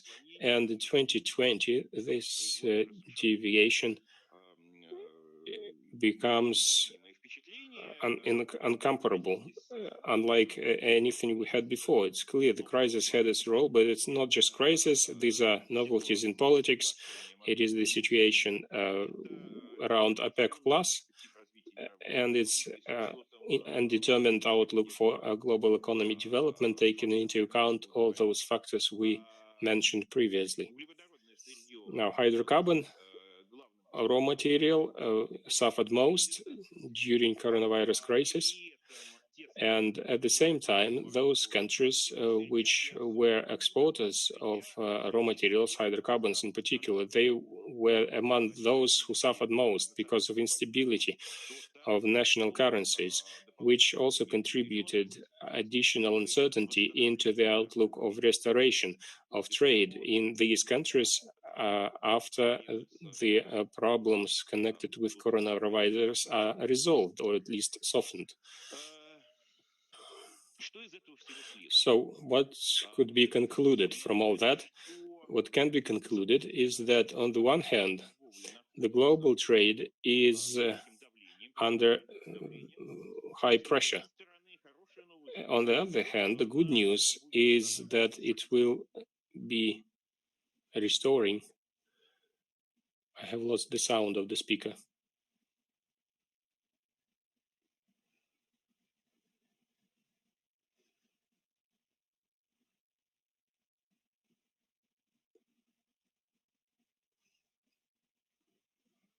The interpreter cannot hear what the speaker is saying. So from June or July,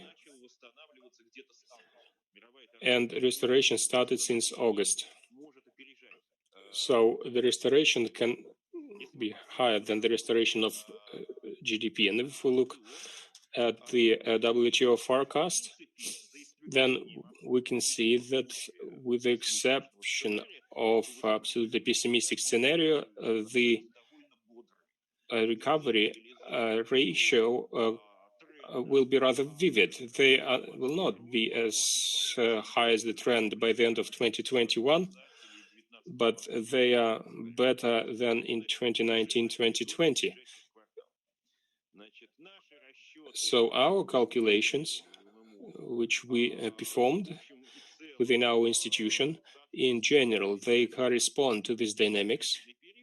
We had a longer period, and even in case we take pessimistic forecast in 2022, 2023, we will be higher, we'll be doing better than in 2018, 2019. If we take an optimistic forecast, then we will have better results next year. And that will depend on to what extent the restrictions which are currently used, whether they will be there, and whether the trade war between the United States and China is going to slow down.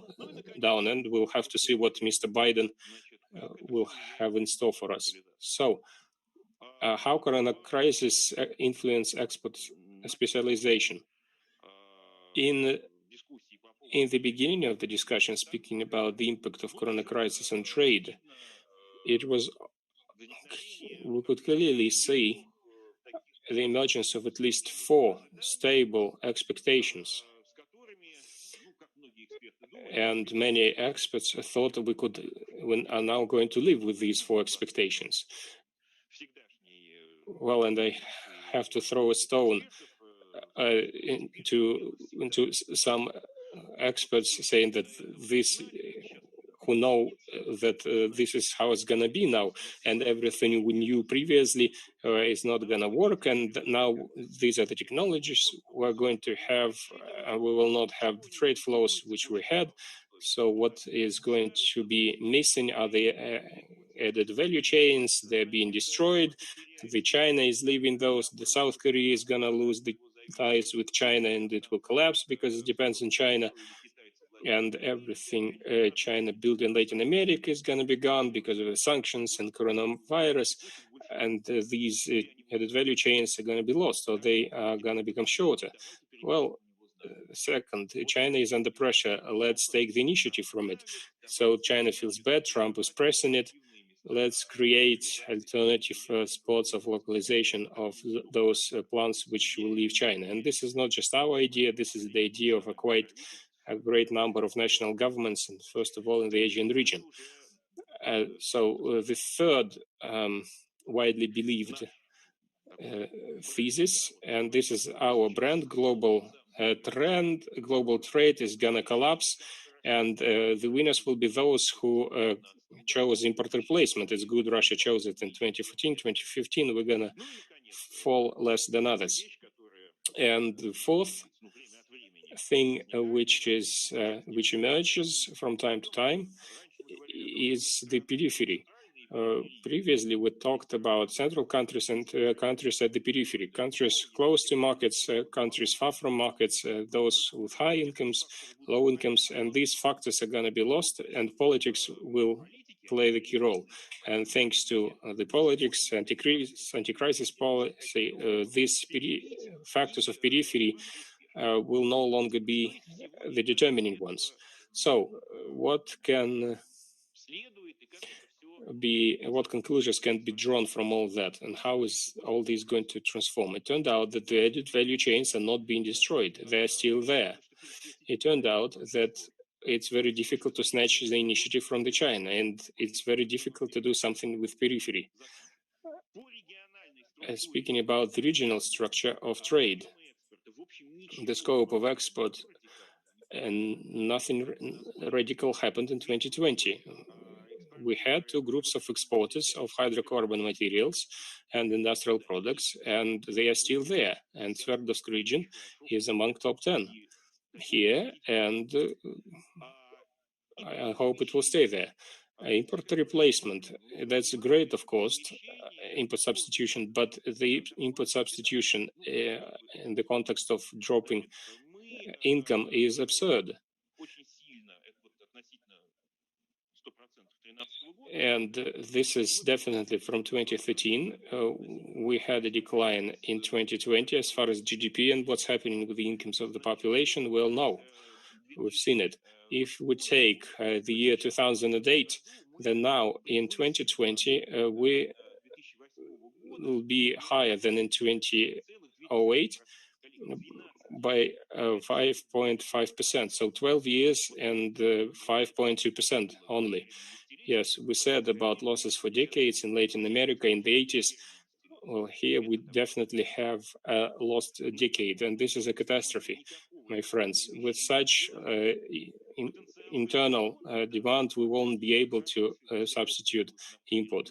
Yes, Sverdlovsk region, Yekaterinburg looks better than other regions. What does it mean? There is a basis for internal demand, and we can use it to increase the effect of the scale and develop export. But if we will be looking only into the internal market without export, it will be a catastrophe. And the final thing which matters is the comparison of what's being forecasted in terms of trade in specific goods and what is going on in internal production. what's happening is exactly what corresponds to global trends. Yes, a decline in car manufacturing. Yes, a decline in clothes manufacturing, but increase in textiles, growth in certain machine building areas. Well, pharmaceuticals is growing, and it's growing even stronger. And here, again, no radical changes as far as assessment of outlook. And specialization, this crisis did not impact that. Once the restrictions are lifted, there will be the same configuration of factors which ensure regional competitiveness. And where they did show up, they show up in tourism, and they appeared in unsatisfied demand of our citizens for traveling. And I think this is where Sverdlovsk region can offer what everybody know about and also don't know about and would like to know more about. That's tourism. And I hope that after restrictions are lifted, this sector, tourism, starts growing faster than other sectors. Thank you very much for your attention. Thank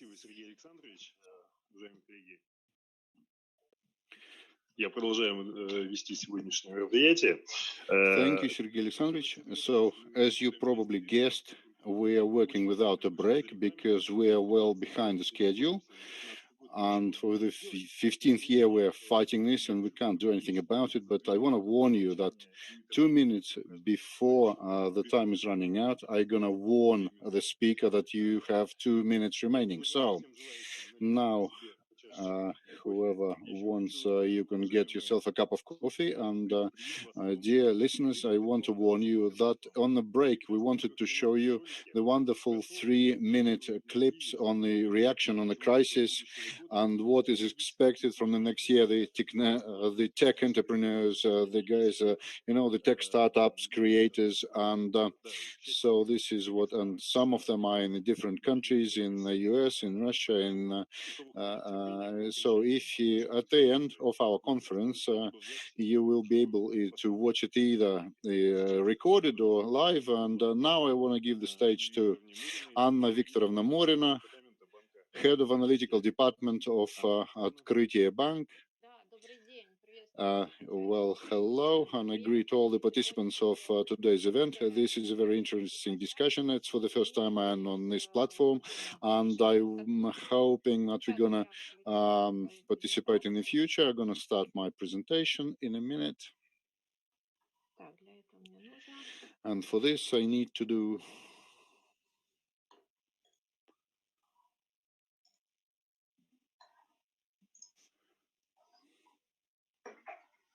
Так, все видно? Yeah, can you see my presentation? Yes, we can see it very well.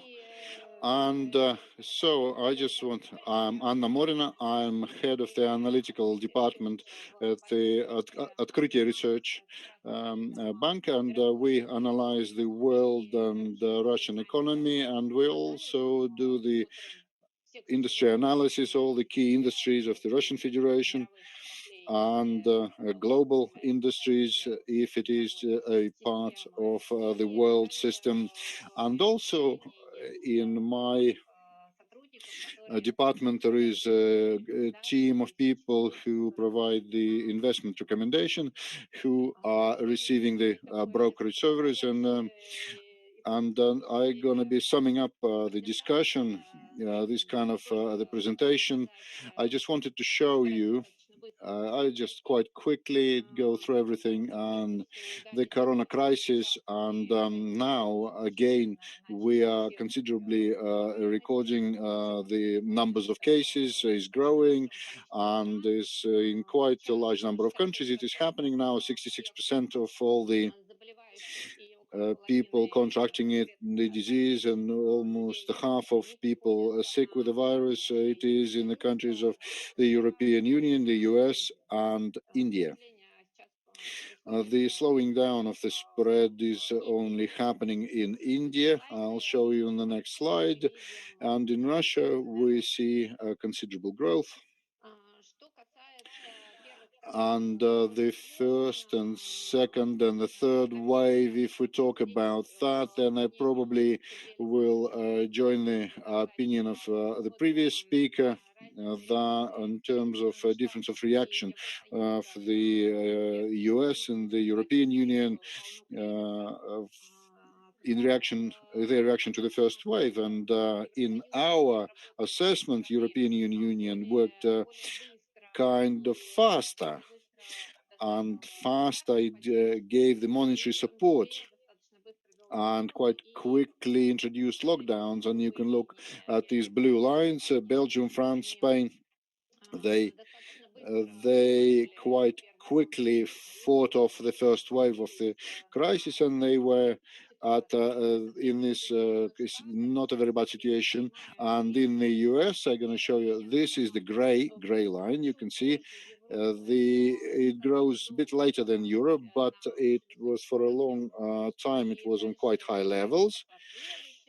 And then there was the next wave, there was the correction in the States, and we've been so we're seeing it's like a third wave in the US, but the general level, the total level of cases, the number of cases is quite high, and this is the number of cases per million of the population, so it's a relative indicator. And in the States, the situation was worse in terms of the incidence, and it was better from the point of view of the economy. And if we have a look, that was also mentioned, the difference of crisis in 2009 and now. In 2009, of course, there was a serious drop in GDP in the US, in Japan, in Europe, the largest economies. But again, there was a growth in China. It was like a locomotive.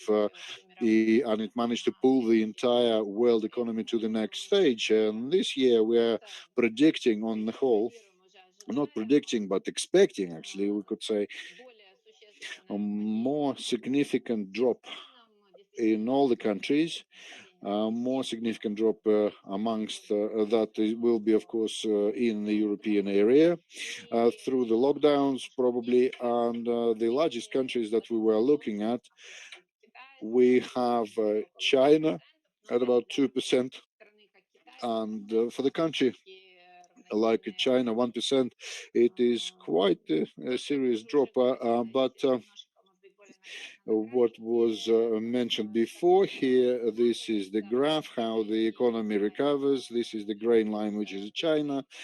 The BMI and composite indices over 50%.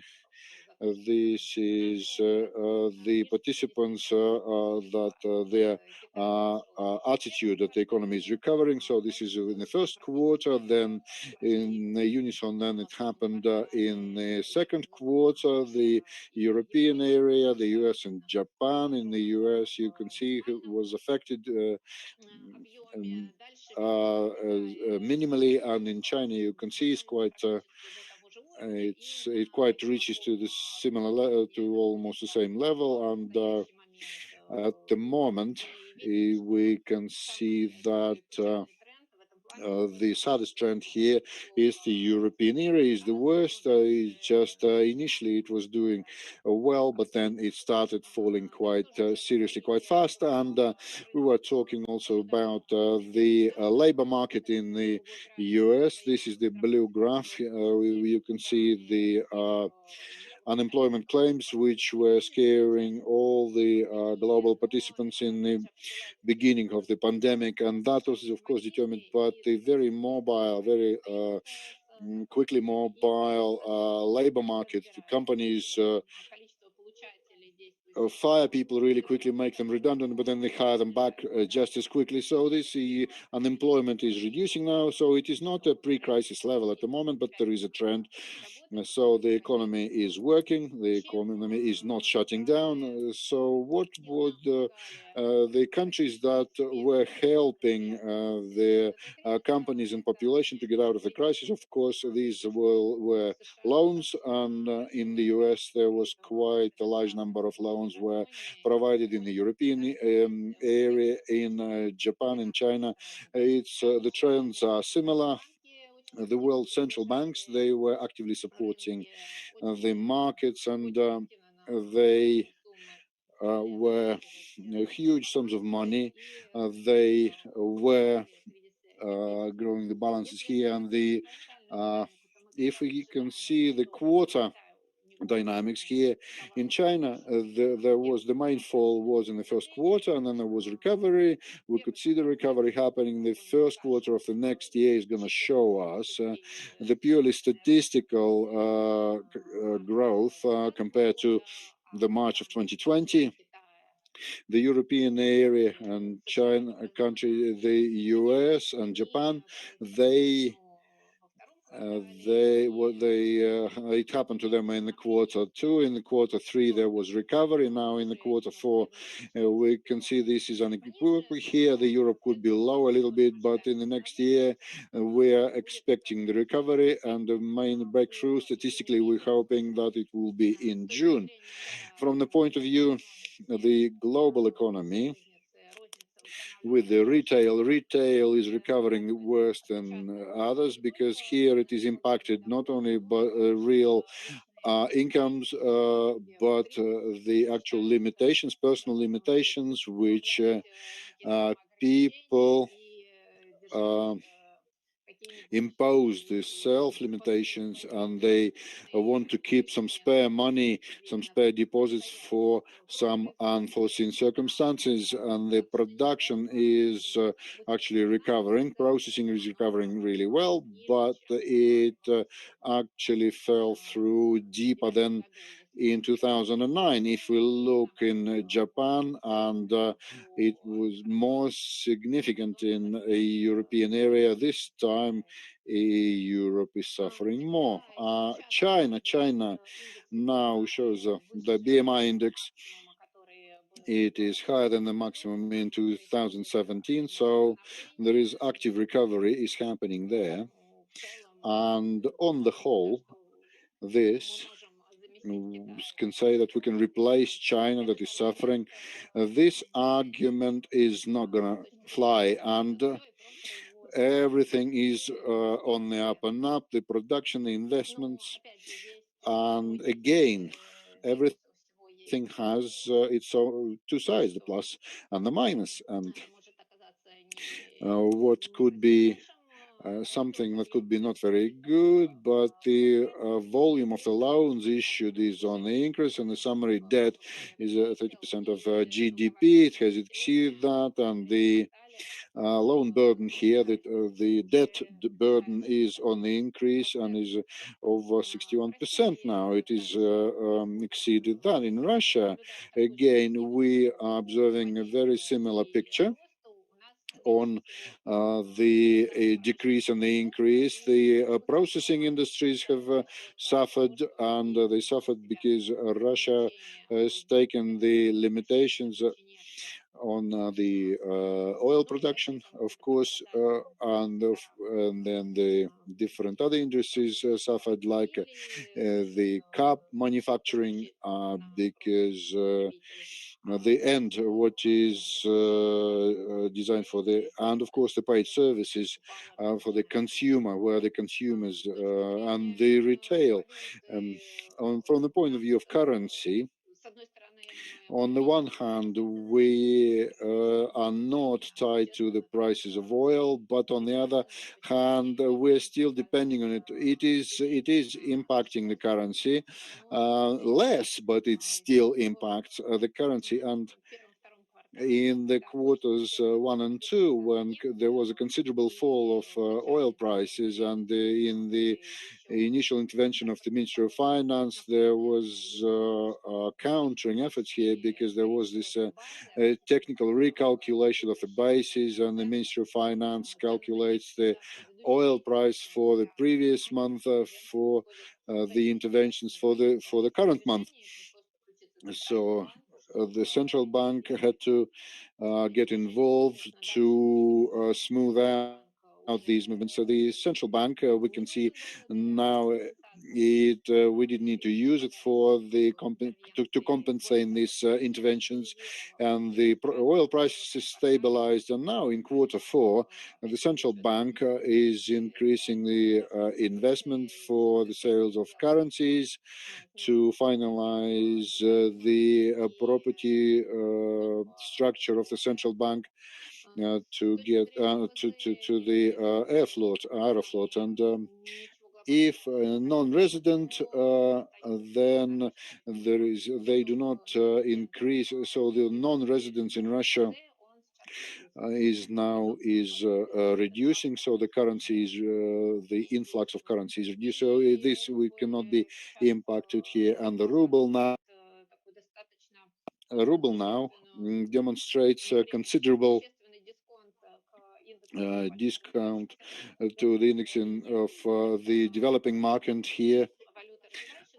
So these are the developing markets currencies. So ruble is delta zero is weakening, and the gray zone, it is the delta has grown as through the situation in Belarus, for instance. Here the situation in Belarus is growing. So then the Navalny poisoning, and then again what is working here, the correction of oil prices, which has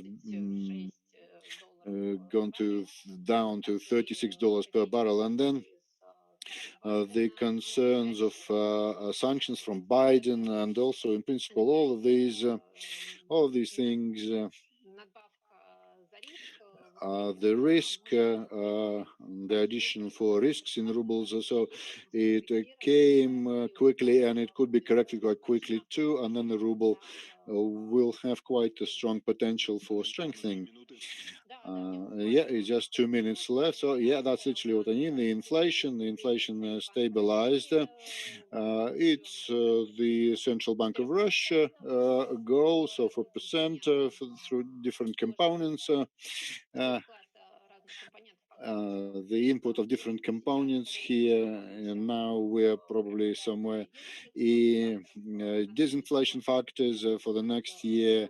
The ruble is gonna strengthen, then there will be this pressure on inflation is gonna be reduced. The key interest rate, the basic interest rate, so there was a change to stabilize the inflation. The exchange rate stabilized, and the inflation is same as targeted by the central bank, and it is reflected in this curve here.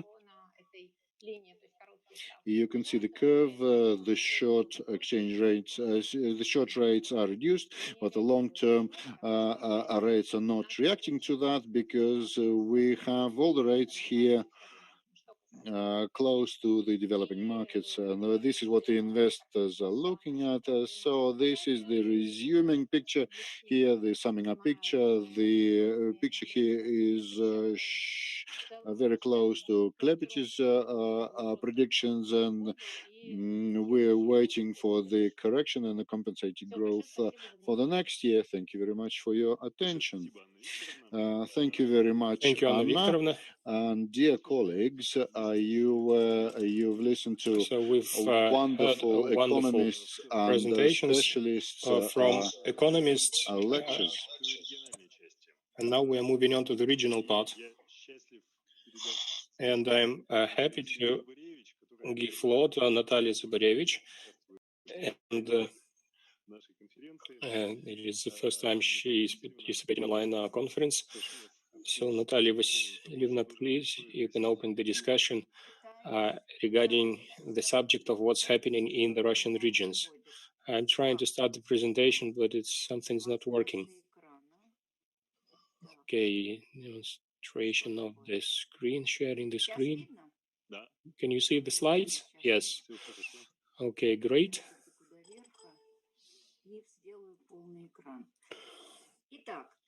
So, since a lot has been said, I will be speaking slowly and briefly, and I will present the local regional context. Thesis number one, there's been a different crisis in Russia, and they've been different, and the transition crisis, this dynamic of decline and unemployment. In 2009, the crisis was even stronger. It was the worst in the 21st century. So You can't intimidate us with that. So let's look at the specifics of this crisis if we speak about regions. All previous crises, they had different regional perspective projection, and I'm sharing it here, the slide. What is the specifics of this crisis? I will start with the picture everybody knows, and I need it for one simple thing. We have not left the previous crisis from December 2014, 15 and 16. We haven't left it yet. And this has its specifics for the current crisis. We have not restored the income. We have not restored consumption and investments. So this is the decline rate. And what we see is that according to the third quarter, only processing industries restored itself to zero. The important mentioning, I should say, all regional pictures I'm showing, be skeptical, a little bit skeptical about them, because when there is a lot of turbulence, then Russian Statistical Agency also presents can present unreliable data. What happens with the industry? So this crisis 2015-2016, this is how we left it. 80% of the regions added industrial growth, more than 10% during that period, 2014-2019. What do we see as far as the COVID crisis? This is the crisis of mining industry. This is the crisis of oil and gas, coal, and all the regions of their localization. Automobile industry, of course, it started declining since August of 2019. It was a classic crisis of overproduction. And if we look at the regions, yes, the Sverdlovsk region is holding up, but we see that the picture is quite diverse. And here, this is where we will have the key oil producing part, OPEC plus. This is the picture for the Ural Federal District and for the metallurgical regions. From the metallurgists, Lipetsk region feels the best, Volогодskaya and Kemerovskaya region, and big problems are in Chelyabinsk region, which is super specialized on metallurgy. This is the picture for different constituent entities. If you look at the federal okrug, it's very good in Tyumen. We all know why. They've put into operation Sibur complex in Tobolsk. But the worst is in here, Khanty-Mansiysk Autonomous Okrug. And this story is not a short one. And I'm sure everybody understands that. Now, if we take investments, what has changed with COVID? And the answer is nothing at all. Because before COVID, in 14, in 17, 19, the Russian investments were focused in the regions with super competitive advantages. This is Moscow capital agglomeration. They're increasing the share of investments, Moscow plus Moscow region, from 15 to 21% of all investments in the country. And of course, the main regions of oil and gas, this is the Tyumen region with autonomous okrugs. Its share is about 11-14%. And Moscow is +8, Tyumen region with okrugs, +13, Yamal +20, and all the rest. In the south, we understand that they are building that bridge. Far East is in decline, and it should, because it's not competitive. The investors are not going there. So speaking about investments, the COVID slowed down the volume of investments, but it didn't change anything geographically. And so the people are going to places where there are super competitive advantages. As far as housing market, we haven't left the previous crisis yet. And if you remember, it's -7 by the end of 2019. And what we have now is the crisis of 2020 due to the effect of high basis of 2019. What is its geographic specifics? Its statistical specifics. So now they publish the data only with the dacha land plots, But the idea is that there is a very strong decline in Moscow and Moscow area. We need to wait for the end of the year, and these are the key markets. 17% of all housing in the country. This is Moscow, capital agglomeration. And so far, I don't understand this pause. Is it the pause related to quarantine, or is it the trend that Moscow housing market is becoming less attractive? The response, no, the market is not expanding. If you take mortgage, and if you look at how many mortgages have been issued during the peak of demand, then the fourth of all mortgage loans, as far as the amount, is the Moscow capital agglomeration. And this proves that this was just a pause. If you look at the results, the result is very simple. Everybody knows it. The government reduced the mortgage rate, trying to make the growth multiplier, everything that has to do with construction. And since the commissioning declined, it resulted in an increase in housing prices. This is exactly what we have seen since August. The situation in retail, and I'm writing it here, low reliability of statistics. The statistics is quite unreliable. We see the situation in retail. September, -3. This is the ceiling of solvency. Regional data are very inexact, but we can say that a third of regions have overcome the decline in retail. We'll see what's going to happen by the end of the year, but the largest markets have not overcome that, although they're close. And the second point, we see a decline in the North Caucasus. Part of the retail goes into gray market, and this is another way to adapt to crisis.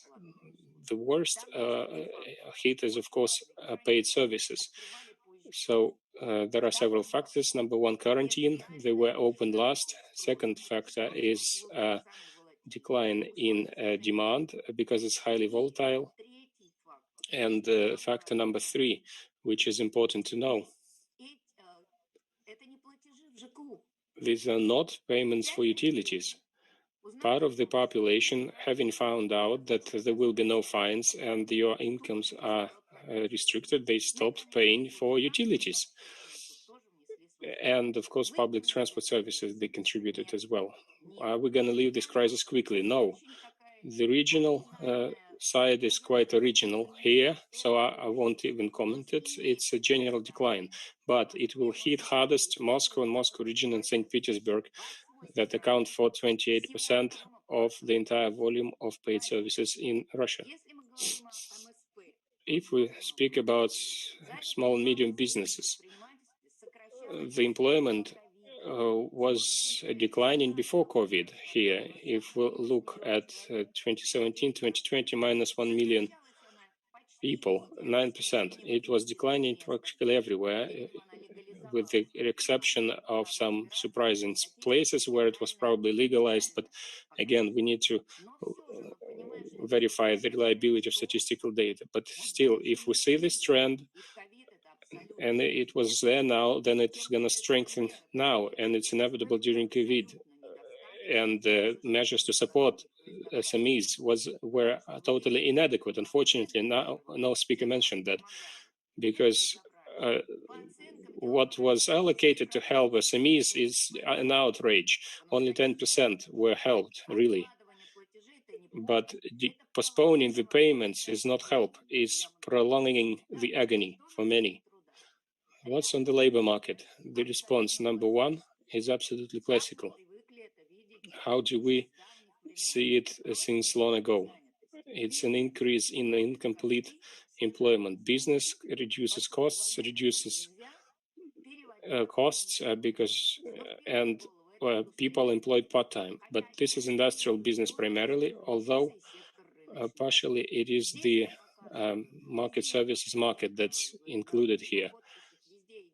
And yes, I'm showing Sverdlovsk region in every picture so that you could see it. The situation is more or less okay here, but the idea is that this was an automatic reaction, and I need a third quarter to understand whether the business is still using incomplete partial unemployment and that's a big loss in salaries, or not. The second very unusual response, what we haven't seen for 25 years, is an increase 5.5 times of registered unemployment everywhere. If you take the rate, it's clear that 6-7 times these regions like Moscow region, Tatarstan, St. Petersburg, when the level of registered unemployment was insignificant, but it grew still. But there is an increase everywhere because now even services market employments and the individual proprietors, they applied for welfare. And this is, of course, a very good measure. It is great that the government has now really helped almost 4 million people, but the question is for how long this is going to stay so, and this is particularly relevant in the context of the second wave, because the welfare is given for 4 months only, and then 75 billion rubles from the budget allocated. This is income of the population, and the only thing I can say, I don't understand. The increase in incomes in Khakassia and Kalmykia, this is bizarre. This can only make you laugh. So Russian Statistical Agency stopped measuring adequately the income level in regions because there is high turbulence. So we don't have the statistics of incomes in the regions. We don't understand what's happening there. And two more problems, very briefly. Yes, the incomes have declined. Yes, we have 20 million poor people. But don't forget that if we speak about households, then there is this huge bubble of credits. And I have 18.6 trillion, and it's soon going to be close to 20 trillion. And this entire burden is on households. And this is in the context of declining income of the population. The regional picture is not that scary because lack of payments or overdue payments on the mortgages is 1 or 2%, but the key thing here is unprovided for consumer lending, and it was 7-something% in June, and this is going to grow because the population's income decline, and these are the risks for households. Banks, well, not all of them are happy to delay the payment of debt on loans. We see several risks here. First, these regions with developed services. This is employment and salaries. What regions are these? These are not even regions, but these are agglomerations of federal cities and large federal centers. COVID crisis hits them, first of all, the most advanced and strongest. Partially, this is the question of quarantine restrictions, but also it is not. It is the reduction in solvent demand. And secondly, these are places of maximum concentrations of SMEs. These are agglomerations of federal cities. And the state did not practically help SMEs. I understand there were two measures, payments to support the children, and plus this unemployment welfare. The question is whether these measures will be sustained or not. There is no definite answer. So it is clear that there will be registered unemployment and there will be toughening in the rules of registration. So what is wrong today because population's income is not growing? Next thing, if we talk about the second problematic area, there was never a problematic area in the largest cities, geographically, apart from the financial crisis in 1998 when Moscow collapsed. But the question, there was no problem in oil and power sector, oil, gas, coal. That's the key problem. Apart from coal, the problem is not unemployment, but the problem is payments to the budgets of constituent entities of the Russian Federation, because they're main suppliers of the income tax. And we don't understand whether there will be a second package of the support from the government to the people and to businesses in the sector of services. 2 minutes. Yes, I'm about to finish. So this is the dynamics of decline in own incomes of the population. Well, I have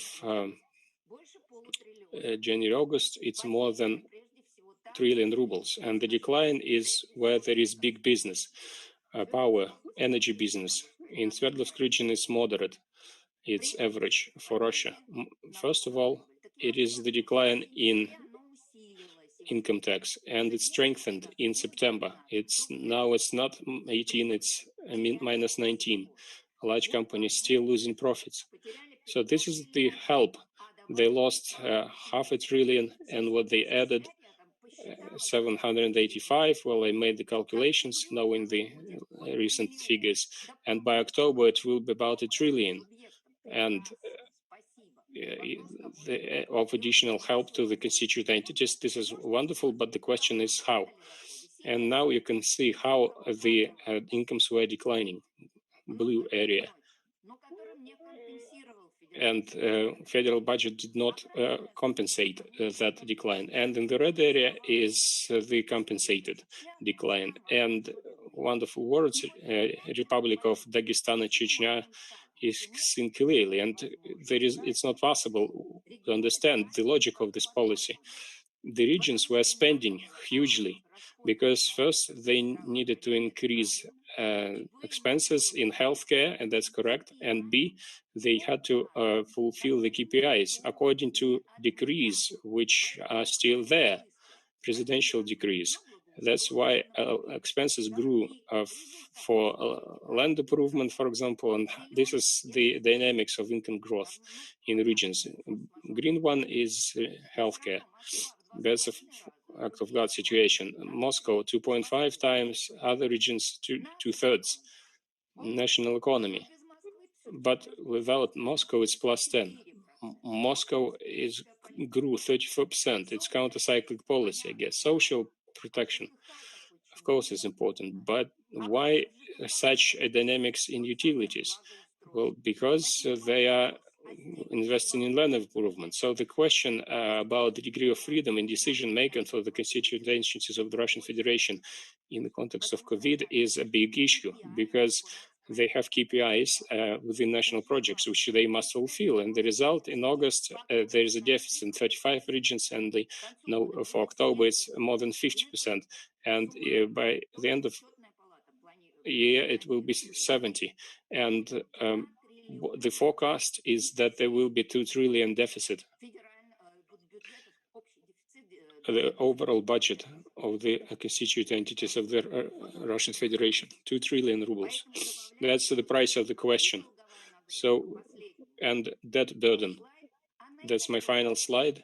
It was huge before, and it's been increased by the presidential decrees for salaries, which were financed by regional money previously. But can regions borrow today? Moscow, yes, but most regions cannot, because they have to work within very tough restrictions by Ministry of Finance as far as borrowing capability. So my forecast, there will be a very quite a long-term decline in income tax, and the overall income.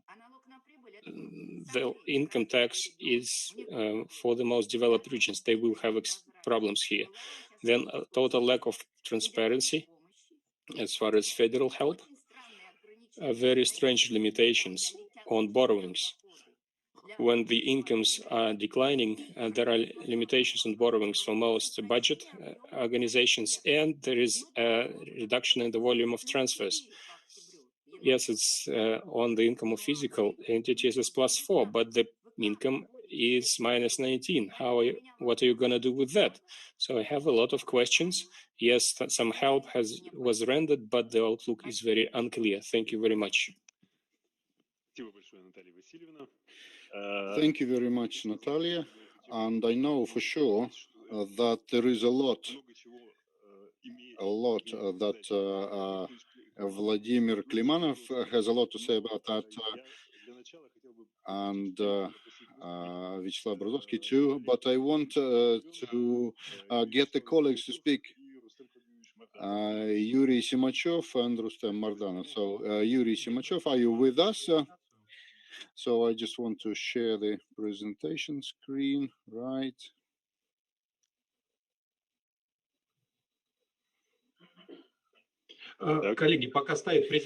Colleagues, so while the presentation is, I just gonna start anyway. So I just wanted to share with you some preliminary results of the project that is implemented by the colleagues from 3 subdivision of the high school HSE.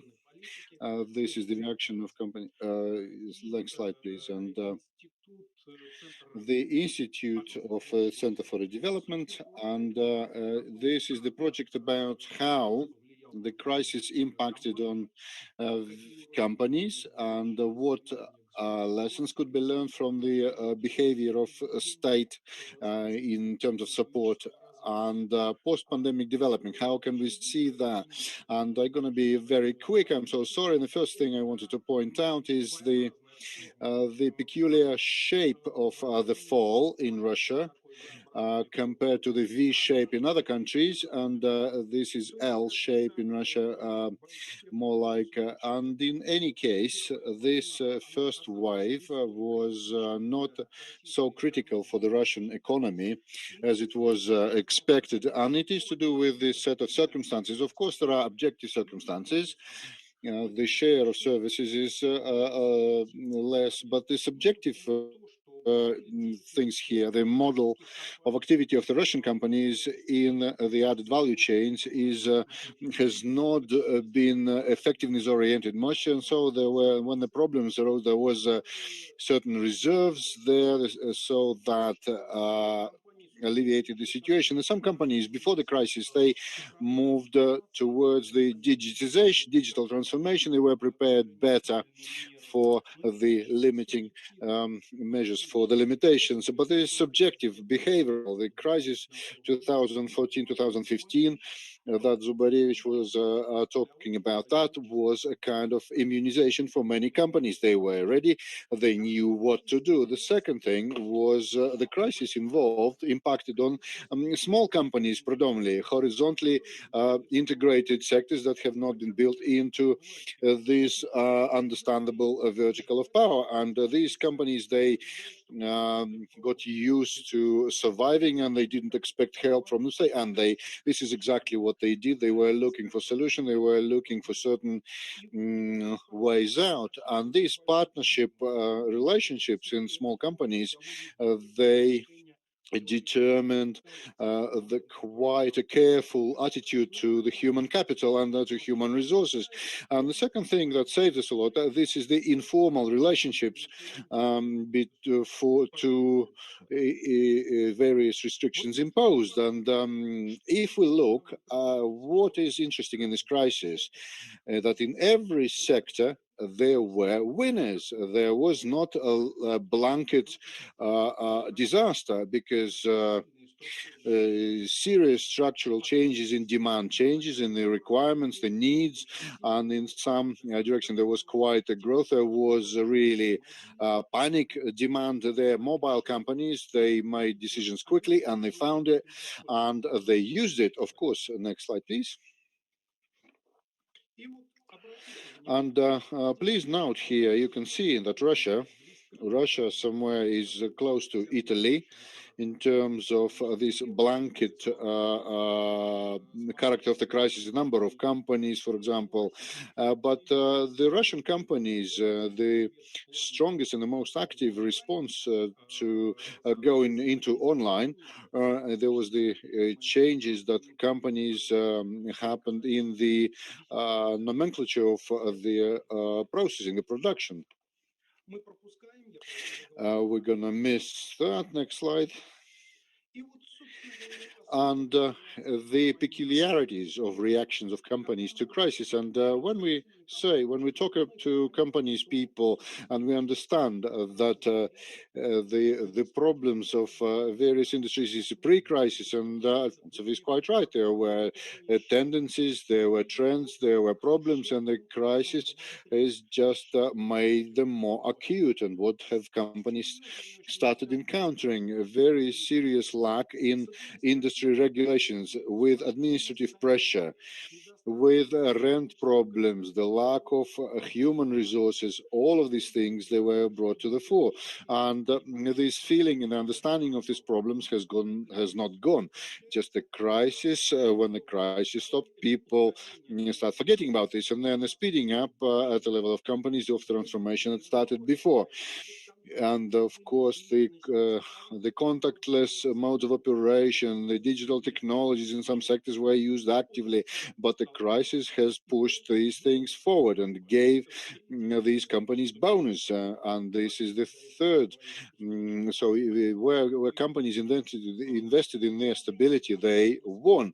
And if the company at its level didn't feel the direct impact, damage, and we are the company like that, for example, then there were the shifts in the structure of the demand of the consumption. And from the point of view of the post-crisis development, this is nobody's going to be standing on the sidelines. The changes will happen, whatever. And in the first wave of crisis, the companies started interacting. The process of training, retraining of effective practices changed, and there was this new categories as partnership between business, when human resources started shifting from one industry to another and being used there, and when to a certain extent there was a partnership model with the state started emerging. What's important here, at the level of company, there was some understanding of the lessons learned from the pre-crisis activities, the reaction to the crisis. The companies understood, yes, we acted correctly, and this was the right strategy. So this is, we have to continue transforming somehow like this. And there were certain changes, of course, of the understanding in how to live and working remotely. This is a very, very strong factor. As many things which seemed simple, they are now more complex. They sound more complex. Some companies started working offices working remotely, a lot of them, but at the same time it became clearly understandable that often this idea is not the best, because there is the issue of identity, team identity, and corporate identity. So coming to the office is treated as a certain bonus. And I'm not going to be talking about the anti-crisis support here. This was much more modest in Russia. And the second feature here is the measures of guarantee. So this was either financial incentives or tax breaks, not direct help. So here on the slide we can see that Russia stands out, because here there weren't that many tools of this sort. In Germany, in France, there was support with to do with guarantees and direct support. And here, what are the lessons learned from the anti-crisis policy? Well, the state is talking very actively to business and very quickly reacts to business needs. So here, there is principally important the selection of problems to do with the limitations and those problems which happened before, and were to do with simply with low competitiveness of companies. And initially, straight away, there was the influx anti-crisis measures from the companies that were proposed in 2008, 2009, and were they fit for purpose, not fit for purpose, it didn't matter.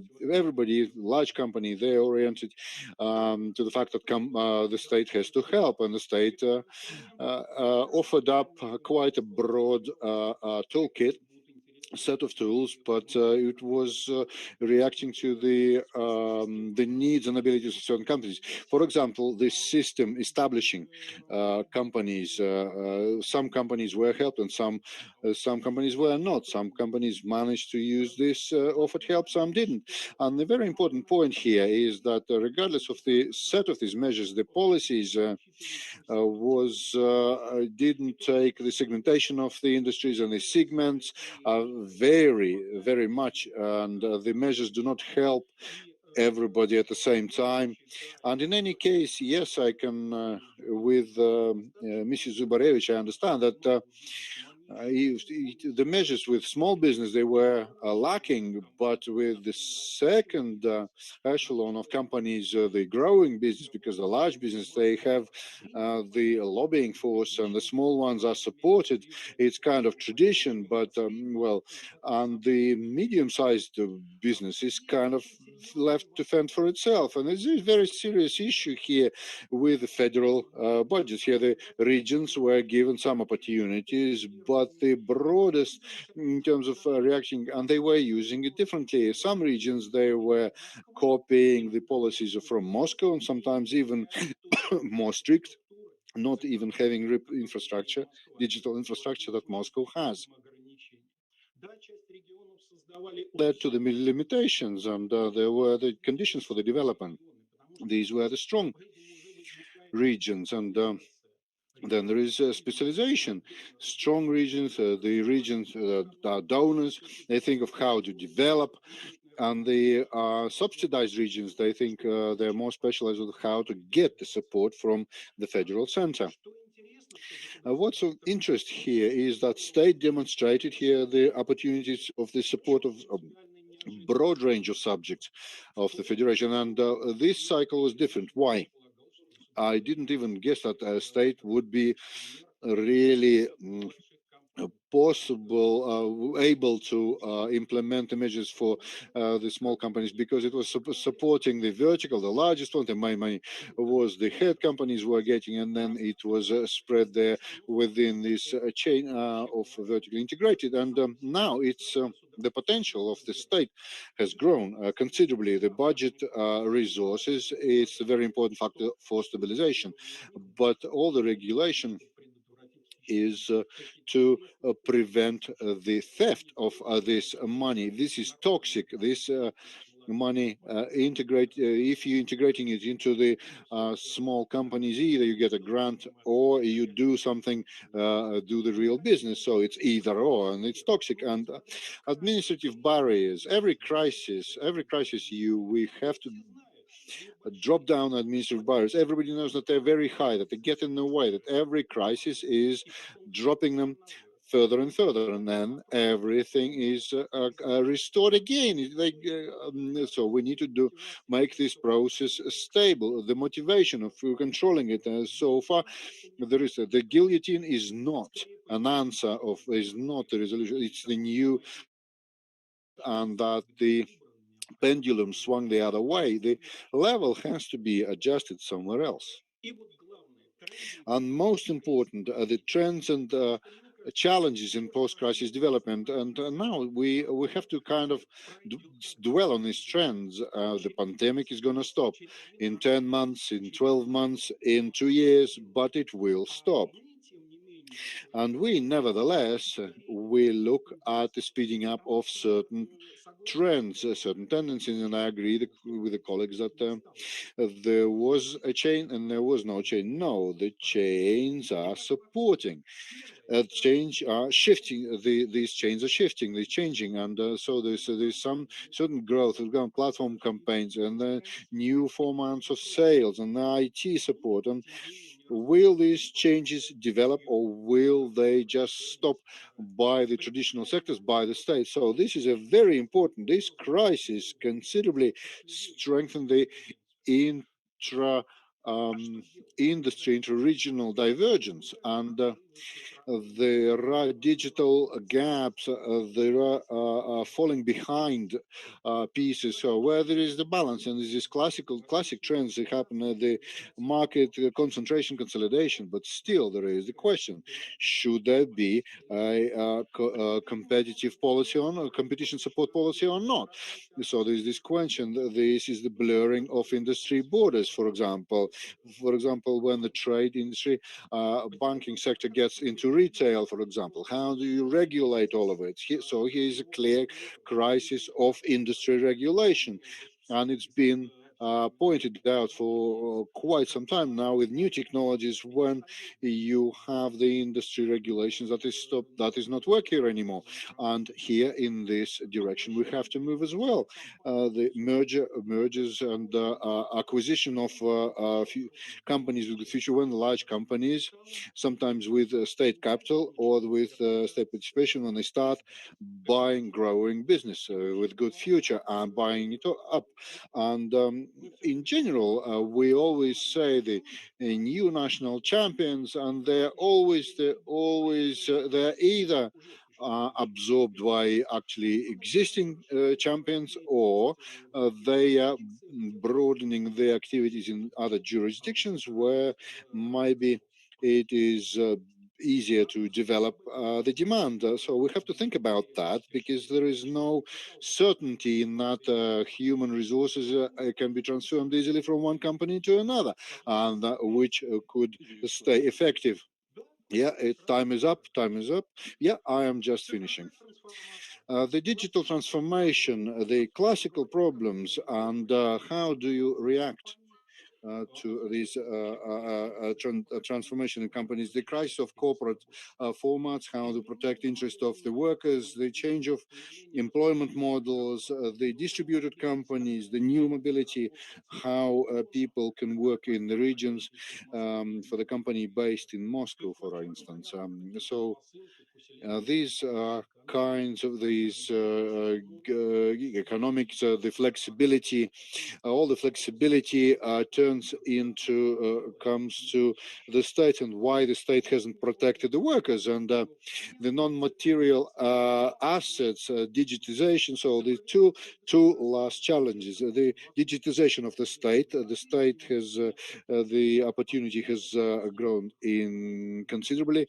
You can go through the stimulation tools through taxes, but then there is this principle borderline between freedom and the opportunities, and safety, security, and monitoring activities of the business. And the last one is the 10 years lost, whether they have been or not, but the responsible state, there is a demand for that, and it's growing and growing. As a result, we came to the verticalization of the economy, nationalization of some of the sectors, and the budget toxic monetary funds started playing role here in the economy. Verticalization gives a certain future to the structures, but we lose the basis for the sectors where there is still the market stimulus is working. And in this sense, many things that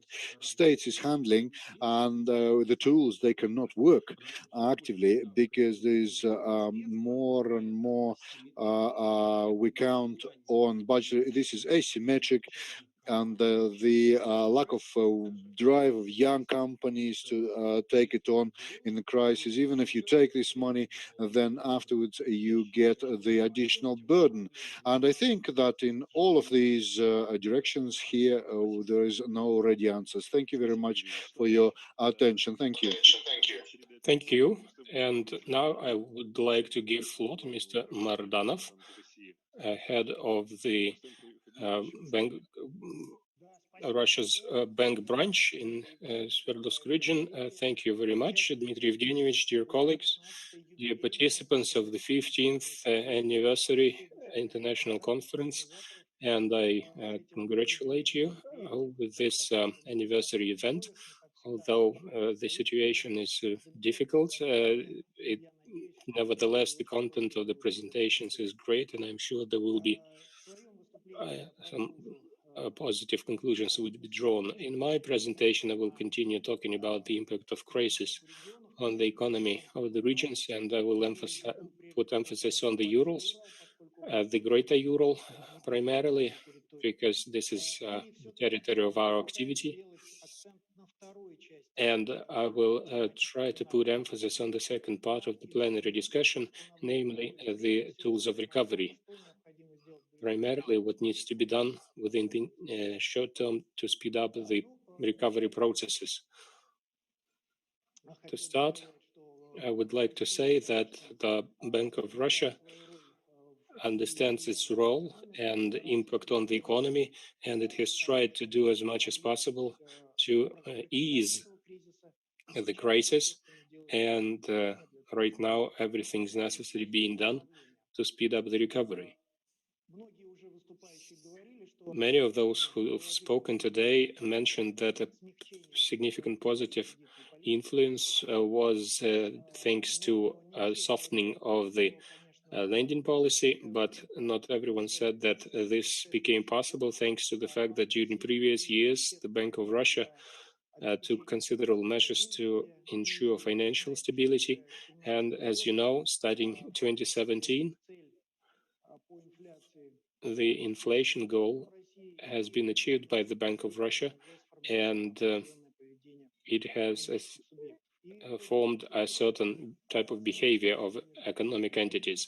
That's why the softening of the monetary and lending policy, which has been unprecedented for our countries, reducing the base rate to 4.25%, it has softened the impact of the crisis considerably. And when colleagues said that the consequences in Russia are much softer, much less, well, in many ways it is thanks to the monetary and lending policy. Several words about the current situation and how it was during the crisis.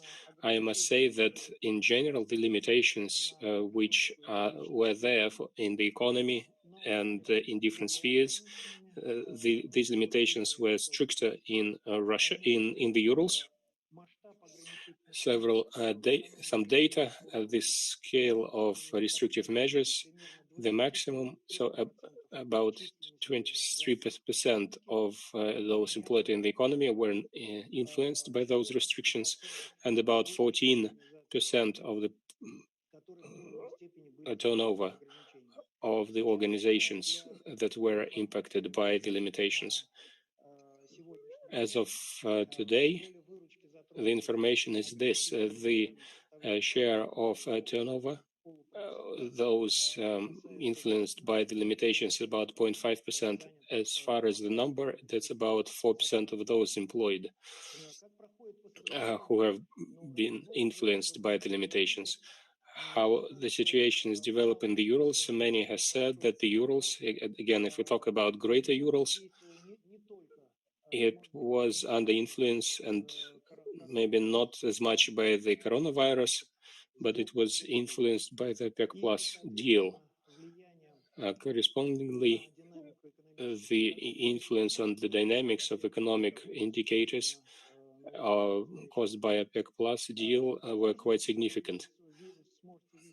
Here you can see, and I'll skip the comments regarding the number of indicators which characterize the development of the situation. Speaking of recent trends, what's going on presently, I must say that observing the dynamics of payments that go through the payment system of the Bank of Russia, we see that the process of restoration has slowed down, and in October 2020, the amount of payments fell 15% compared to October 2019. Although in August it was almost the same as last year. A considerable impact the crisis had on the financial status of the enterprises, because the dynamics of the financial result suffered considerably. Certain figures have been mentioned already, and I want to say that by the half-year result, if in Russia in general the financial result fell 45% approximately, then at the Urals it fell 43%, a bit less than on average in the Russian Federation. Now I would like to move on to talk about the forecast. The Bank of Russia, as the basic forecast, assesses the reduction in 2020, a reduction of 4 to 5% in GDP, and beginning of active restoration in 2021 by 3 or 4%. And I must say that the policy of the Bank of Russia will be aimed at speeding up this trend. As far as inflation goes, of our target most likely this year will be close to the target, maybe even a bit higher. As you see, the assessment shows it, more than 4%. But next year, strong disinflation trends will show, which exist in the economy, and we need to work with those as well. What we also see here are the so-called weak points, which needs to be focused on during the process of restoration. You see that this year, the gross accumulations, the investments will suffer this year, so up to 10, it can drop up to 10-11%, and we need to do everything possible to facilitate a faster recovery. As far as expenses for end consumption, including households, you see it's 9.5–10% is the decline. Well, here there is the spot which is due to the fact that part of the population prefers not to spend on end consumption. Now, speaking about what needs to be done and what needs to be done here in the regions of the Urals. By all means, the main impact of the measures should be aimed at restoration of the potential in key industries. Thing is, during the crisis, it looks like the potential suffered, and the potential for growth of the regions decreased 1.5%, and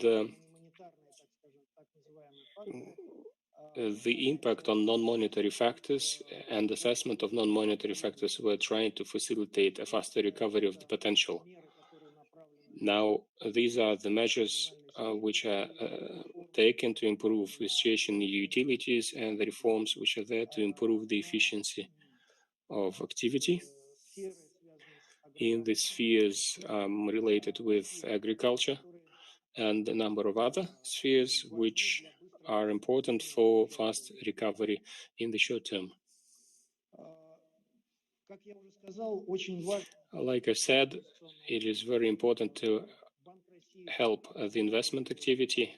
Bank of Russia is doing a lot to help the investment activity. However, I would like to mention that during this crisis, it is important to emphasize that there is a considerable potential in stock market growth, which is happening now, and there is reorientation in terms of attraction of financial resources towards stock and investment markets. And this is also due to the fact that because of reduction of interest on bank deposit, many physical entities, they reoriented their investments towards stock market tools, and there is a possibility to use that type of investment. So we emphasize strongly the attraction of bond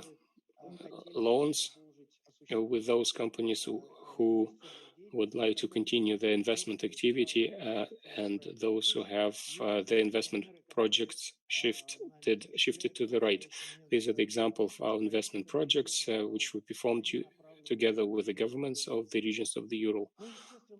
And naturally, that support is needed for lending activities. This is still the main amount of loan financing to support the current activity and the investments. And you see that the measures of the Bank of Russia,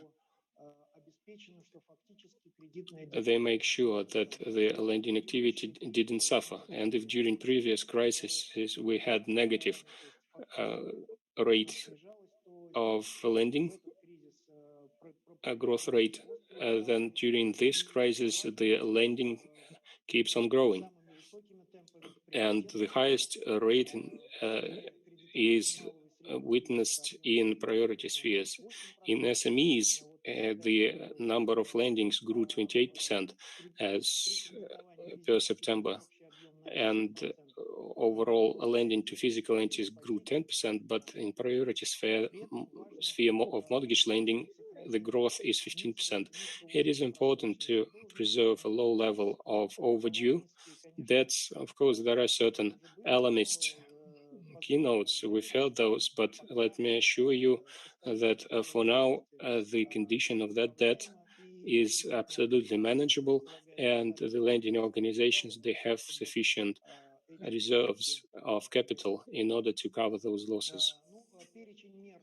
Now, the list of additional measures which was taken by the Bank of Russia is on the slide. I will not comment it because the time is short, but you see that the main part of the plan is there to protect the interests of the civilians, of the citizens, and of course to support the financial potential.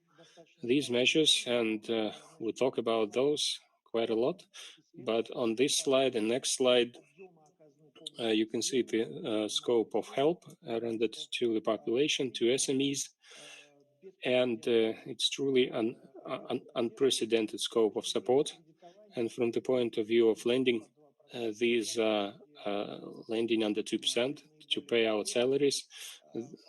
These were most popular, and so 63.5 billion rubles of lending was given for paying of salaries, and in total it's 93 billion. As far as the support of housing construction, I would like to mention that those measures which are there to support mortgage lending are there temporary, and we need to think how to support further steps to satisfy this most important need of our citizens. This is where we offer adding the housing savings to mortgages, and I would like to say that in the State Duma during the first reading, they are considering the draft law regarding the mortgage and accumulation systems, which will make it possible for this process to gain more impulse. And in conclusion, I would like to say that, of course, availability of banking services decreased, and territorial availability of financial services decreased overall. You see there's less points of service, banking points of service, so our measures will be aimed at to maintain that availability so that economic activity could be developed at an even pace. In every region of Urals, there's a project on the way to improve the availability of banking services. I will not go down into details because the information is on the slides. In general, I would also like to endorse the speakers. We're facing tough challenges, but still our emphasis should be not on the increase of support, because the resources for such support are very scarce. But we need all to concentrate on restructuring our activity, on adaptation to new conditions, and on stimulation as fast as possible to find a way out of this crisis through our own efforts. Thank you. Thank you, Rustam. So now Vladimir Klimanov, and we're going to get back to the regions of the Russian Federation as a whole. So, Vladimir, you have 15 minutes. Thank you very much. And I'm ever so grateful for such a wonderful discussion that we have today, and that we can look at the same problem from different point of view. And I want to give you some understanding of budget policies in a current crisis, with more stress to budgetary. So this is the budgetary. So this was touched on a global level and on a regional and global. And now for the global, of course, these huge volumes of the state borrowing in Europe and in Northern America is unprecedented. It's high. It's unprecedented, and there is it is not not so much in Russia. And in Russia, maybe there is a certain cherry on the cake in terms of budget policy. So let's try to find out. So if we talk about the starting conditions of 2020, you can talk about the budget component here. In Russia, there was quite a lot accumulated state-owned reserves. So this was the financial cushion. So there is this low public borrowing, but the inter-regional differences are quite different. This is not as typical for other developed countries in the world. And when the difference in any economic indicators, for example, unemployment, is 10 times, probably tenfold, and this gives the new understanding of certain participation of the state for using the budget moment is quite actively is working, and so to say, it doesn't show any negative kind of gaps or falls. So formally there is some profit, and during the year the National Welfare Foundation has grown up, and here it seems that the process is adequate, not positive but adequate. But if we look at the particular results of 2020 and to start drawing plans for the future, no, we can see the gap, we can see the economics fall in 2020 that will be impacting on the general tendencies of the income. There will be gap in the income, and we will experience a new thing that we have to go away from the oil and gas income. We have to shift away from that. 3-4 years ago, that half of the federal budget is from oil and gas, and now less than 40%. It's closer to 1/3. It's oil gas money. So is it positive or is it negative? That needs a further understanding and evaluation. If we talk about the budget system altogether, then in the condition of the crisis of 2020, then we can see that to a higher extent, in terms of a budget, is this kind of winning and not the drop. It's the federal level is on the win. The regions, they've lost some income without a budget transfer, and their share has gone down.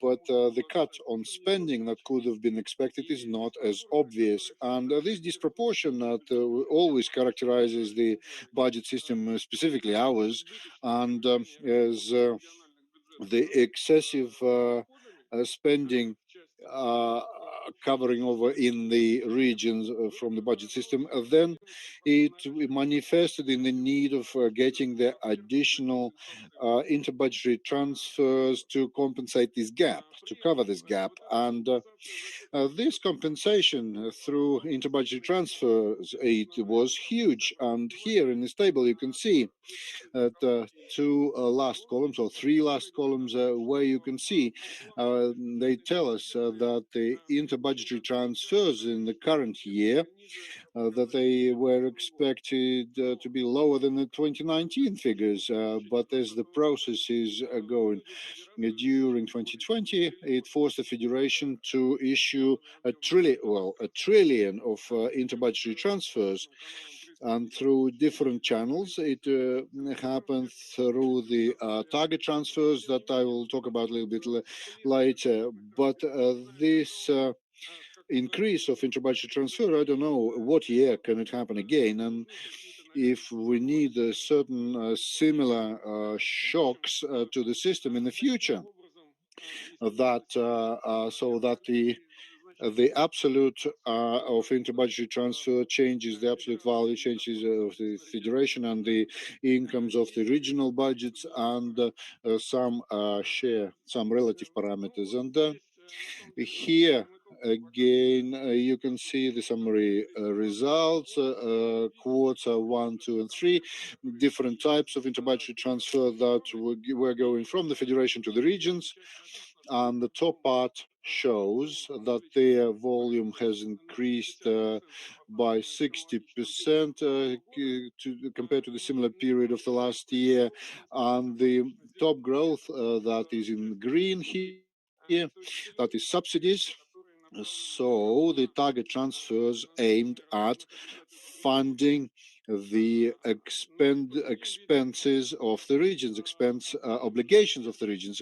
So this is the same subventions that cover the federal jurisdictions here. So there was untargeted growth by 1.5 times, and the distribution of the support that was in the spring and the summer and happening now through these tranches, there's quite a lot of question raises. Why do experts ask why is it happening like this and not the other way around? And this increase in the first quarter was quite low, kind of planned. And on the results of second quarter, third quarter, this increase was quite acute, quite strong.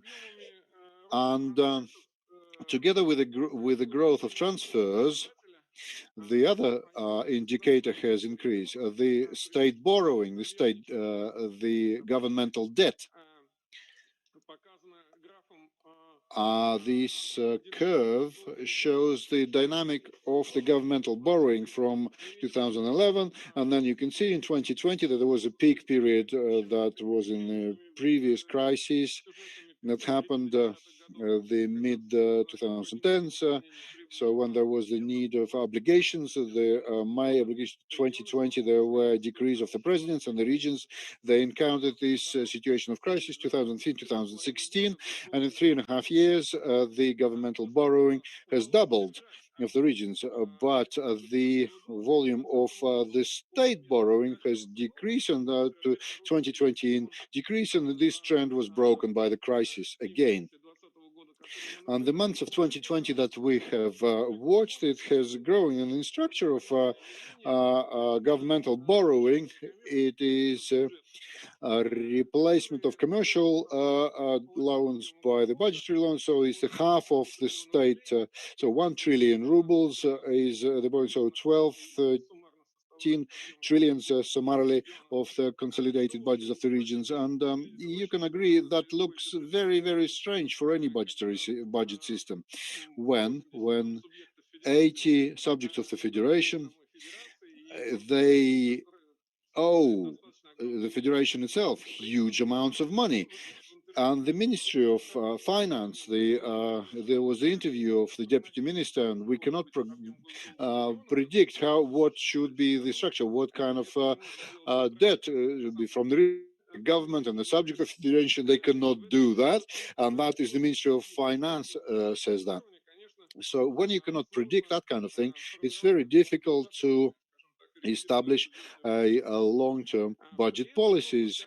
So we have to say here that the total parameters for the budgets of the regions, they do not involve particular separate cases.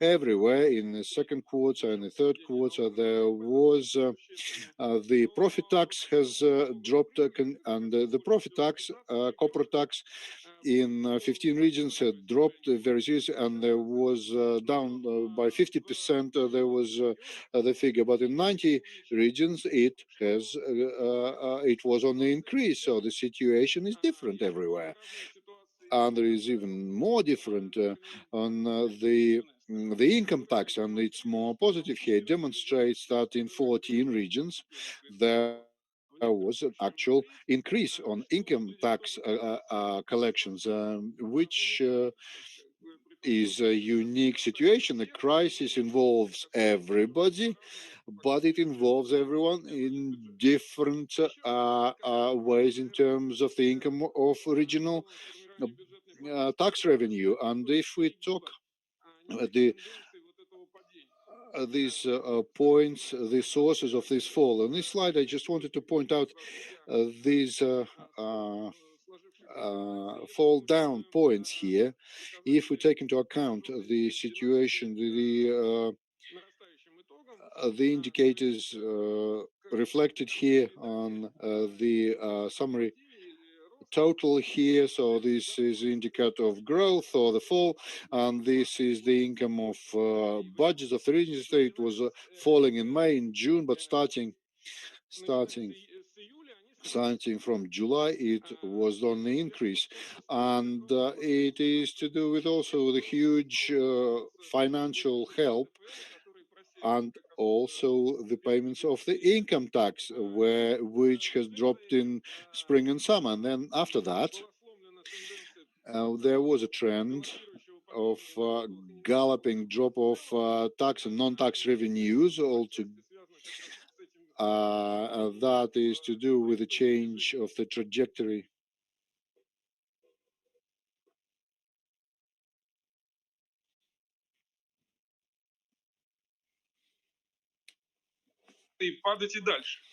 And then it is continuing to fall further. And in September, of course, the situation has stabilized, but there is no results for the third quarter. And that demonstrates that the trend has not been broken. It was just shifted to the corporate profits tax. And then probably in October, we'll see quite a negative trend, continuing the dynamic of the decrease of the tax and non-tax revenue in the regions. And so there are other tendencies here too, where the federal assistance that went into the regions as interbudgetary transfers has been on the increase until the end of June, and then starting from July it stabilized. So the active peak of this financial support happened in May, June, and then it stabilized and it was preserved in the same proportions, and then that dictated the increase of spending in regional budgets, and which, regardless of the minute growth in the income and fall in their tax and non-tax revenues, the spending was on the increase, and probably it was on the increase as it was happening in May and June, probably not as fast. Yeah, okay.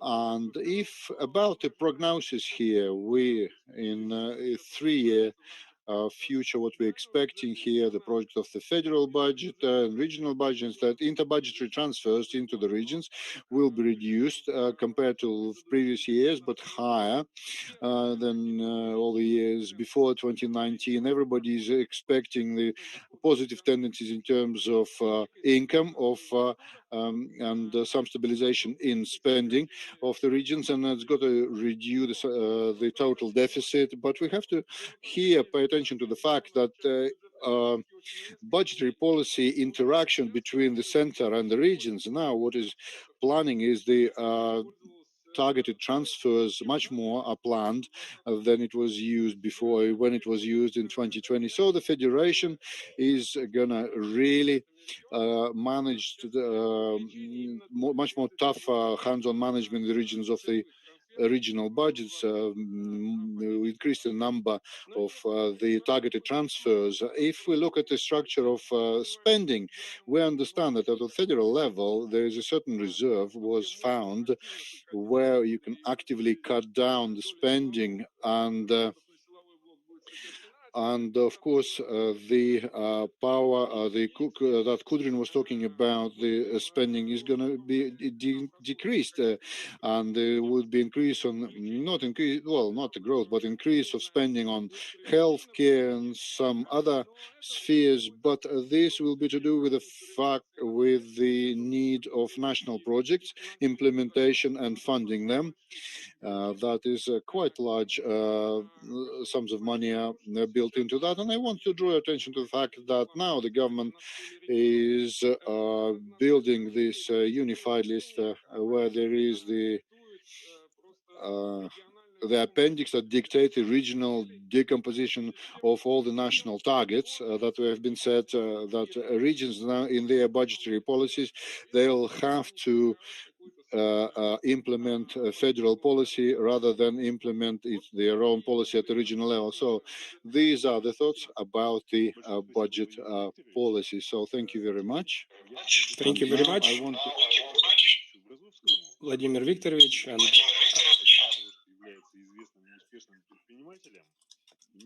And he is a successful entrepreneur, and he has an experience of working in the city administration back in the days when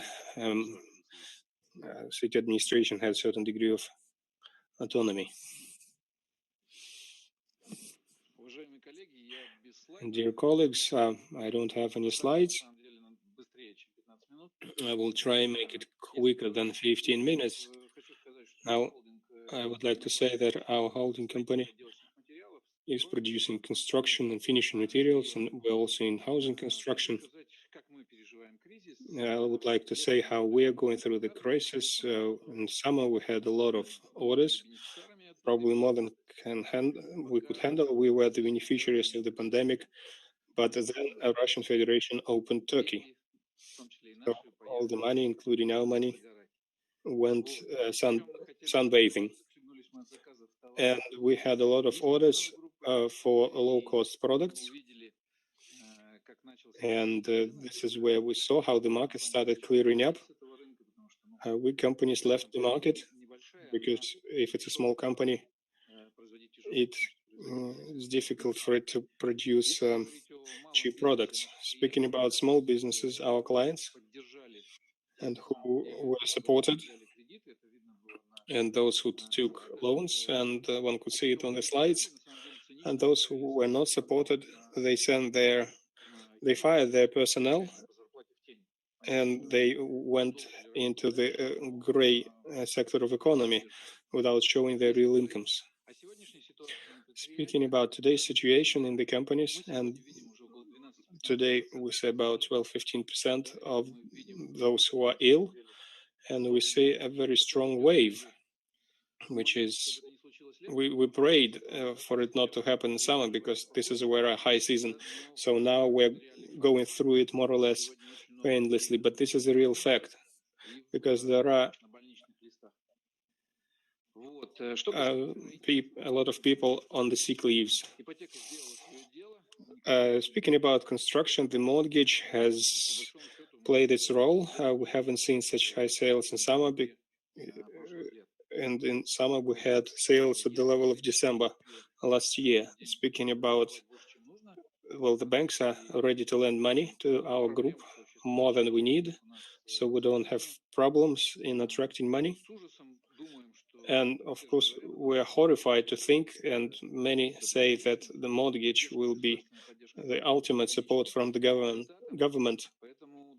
So we believe that crisis lies ahead of us, and we have once again seen a real dependence of the availability of mortgage and how it's dependent on the demand. It's not a secret that we have seen this trend, and we increased prices 5-6%. In principle, we thought that the crisis would be more severe.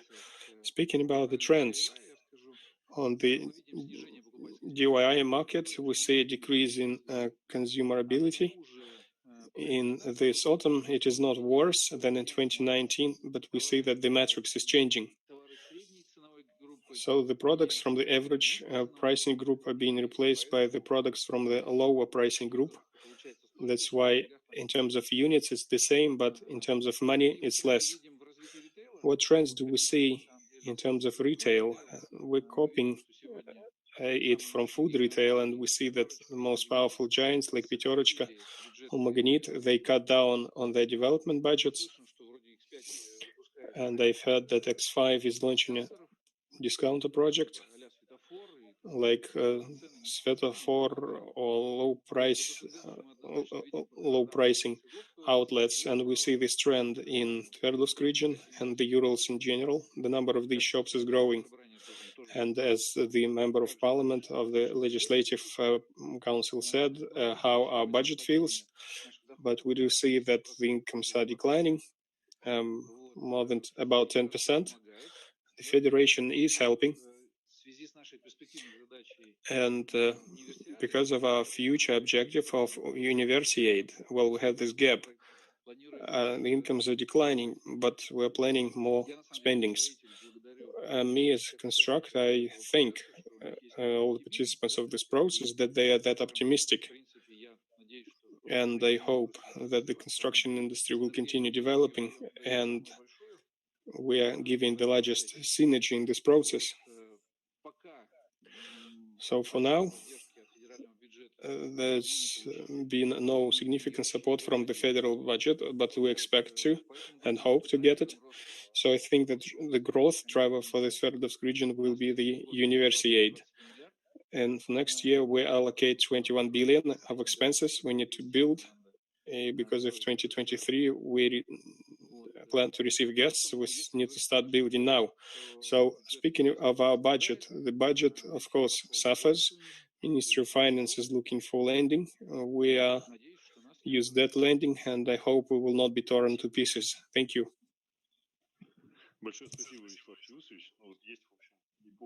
Thank you, Vyacheslav Iusevich, and there are reasons to be optimistic. Dear friends, I would like to give floor to the final speaker, Mr. Yakovlev, on the subject, a very important topic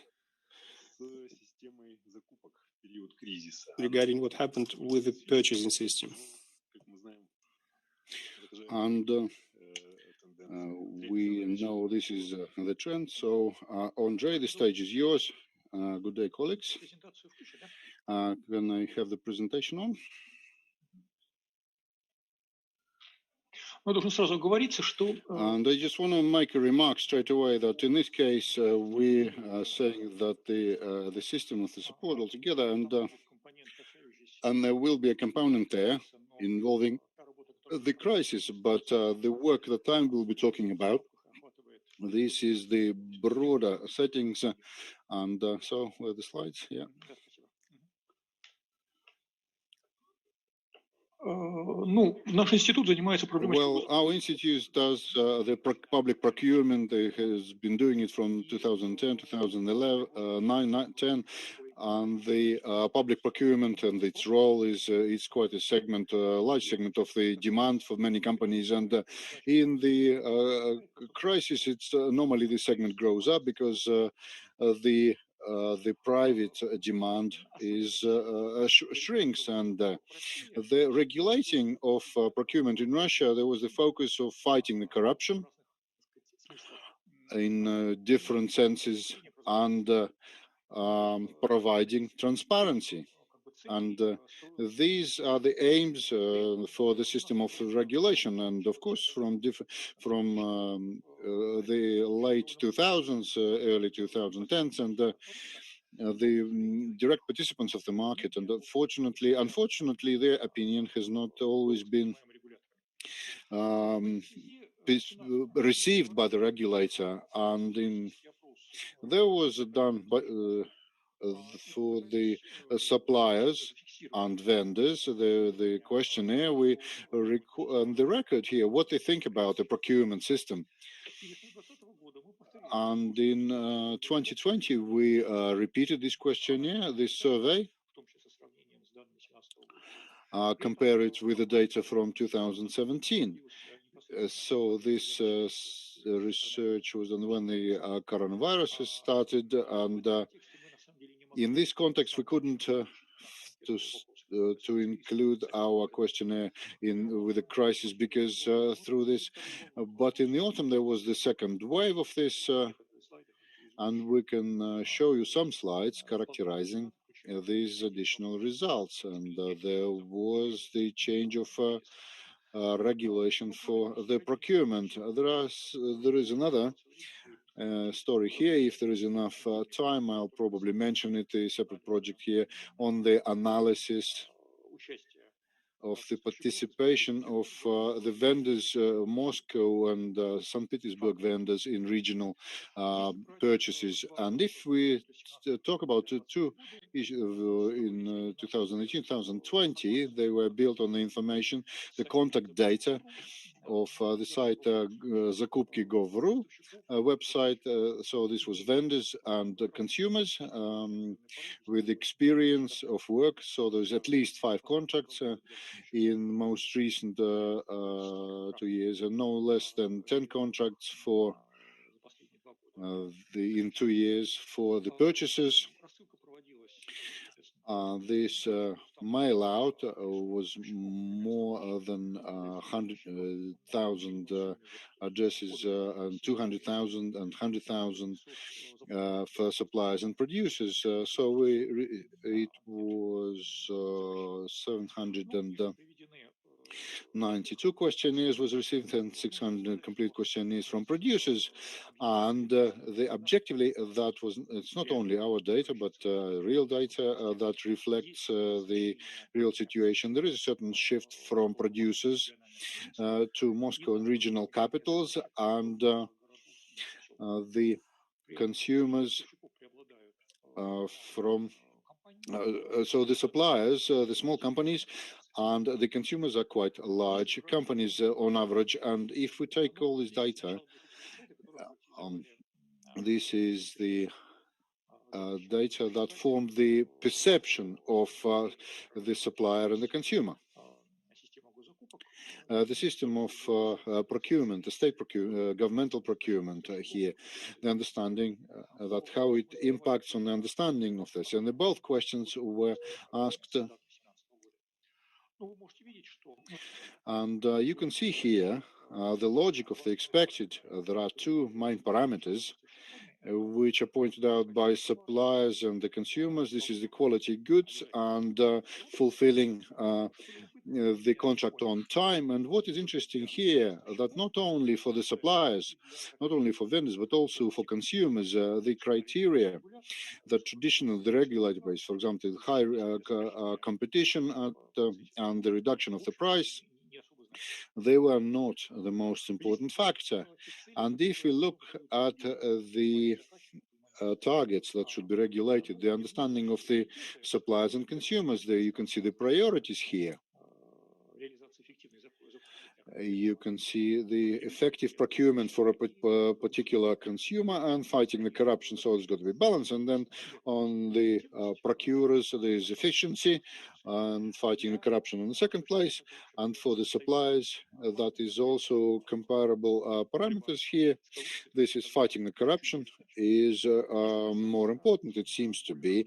If we talk about the broader goals for the development of the country and the regions, this is comparable targets here. The development of the regions is about a quarter of the procurers and suppliers. And you can see if we talk about the assessment of the issues that they encounter, both the suppliers and the vendors and the consumers in 2020, 2017, it is possible here that there is the crisis effect, because the last questionnaire was as the crisis was in its peak. There was this emotional component probably in the answers of respondents.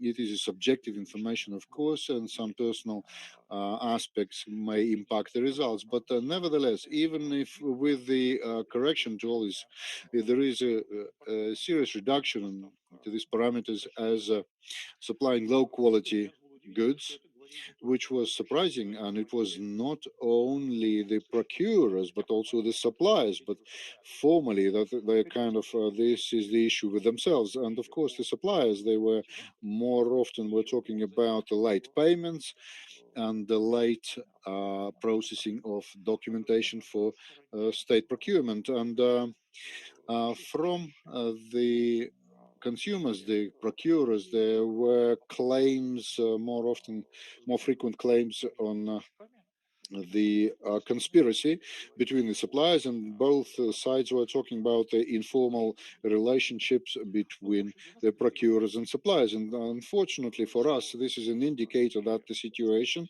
in the state procurements and the regulation, it is stagnating and it is getting worse.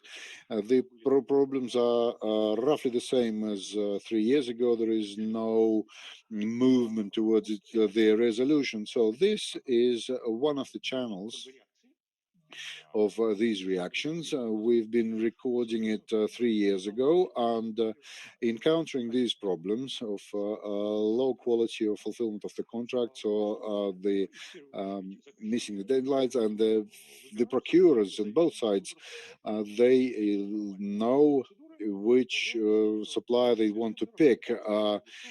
Both sides they agree that they, and everybody knows who's going to win the contract in advance, and the average assessments have not changed. The strategy is happening en masse, and both sides admit to that. What was very interesting in the 2020 data, that radically the share of the respondents on both sides has radically reduced.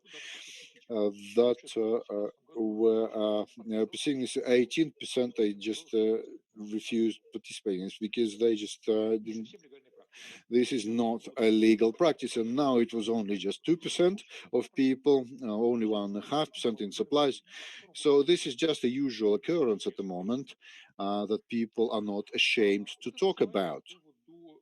And this slide is on the situation of the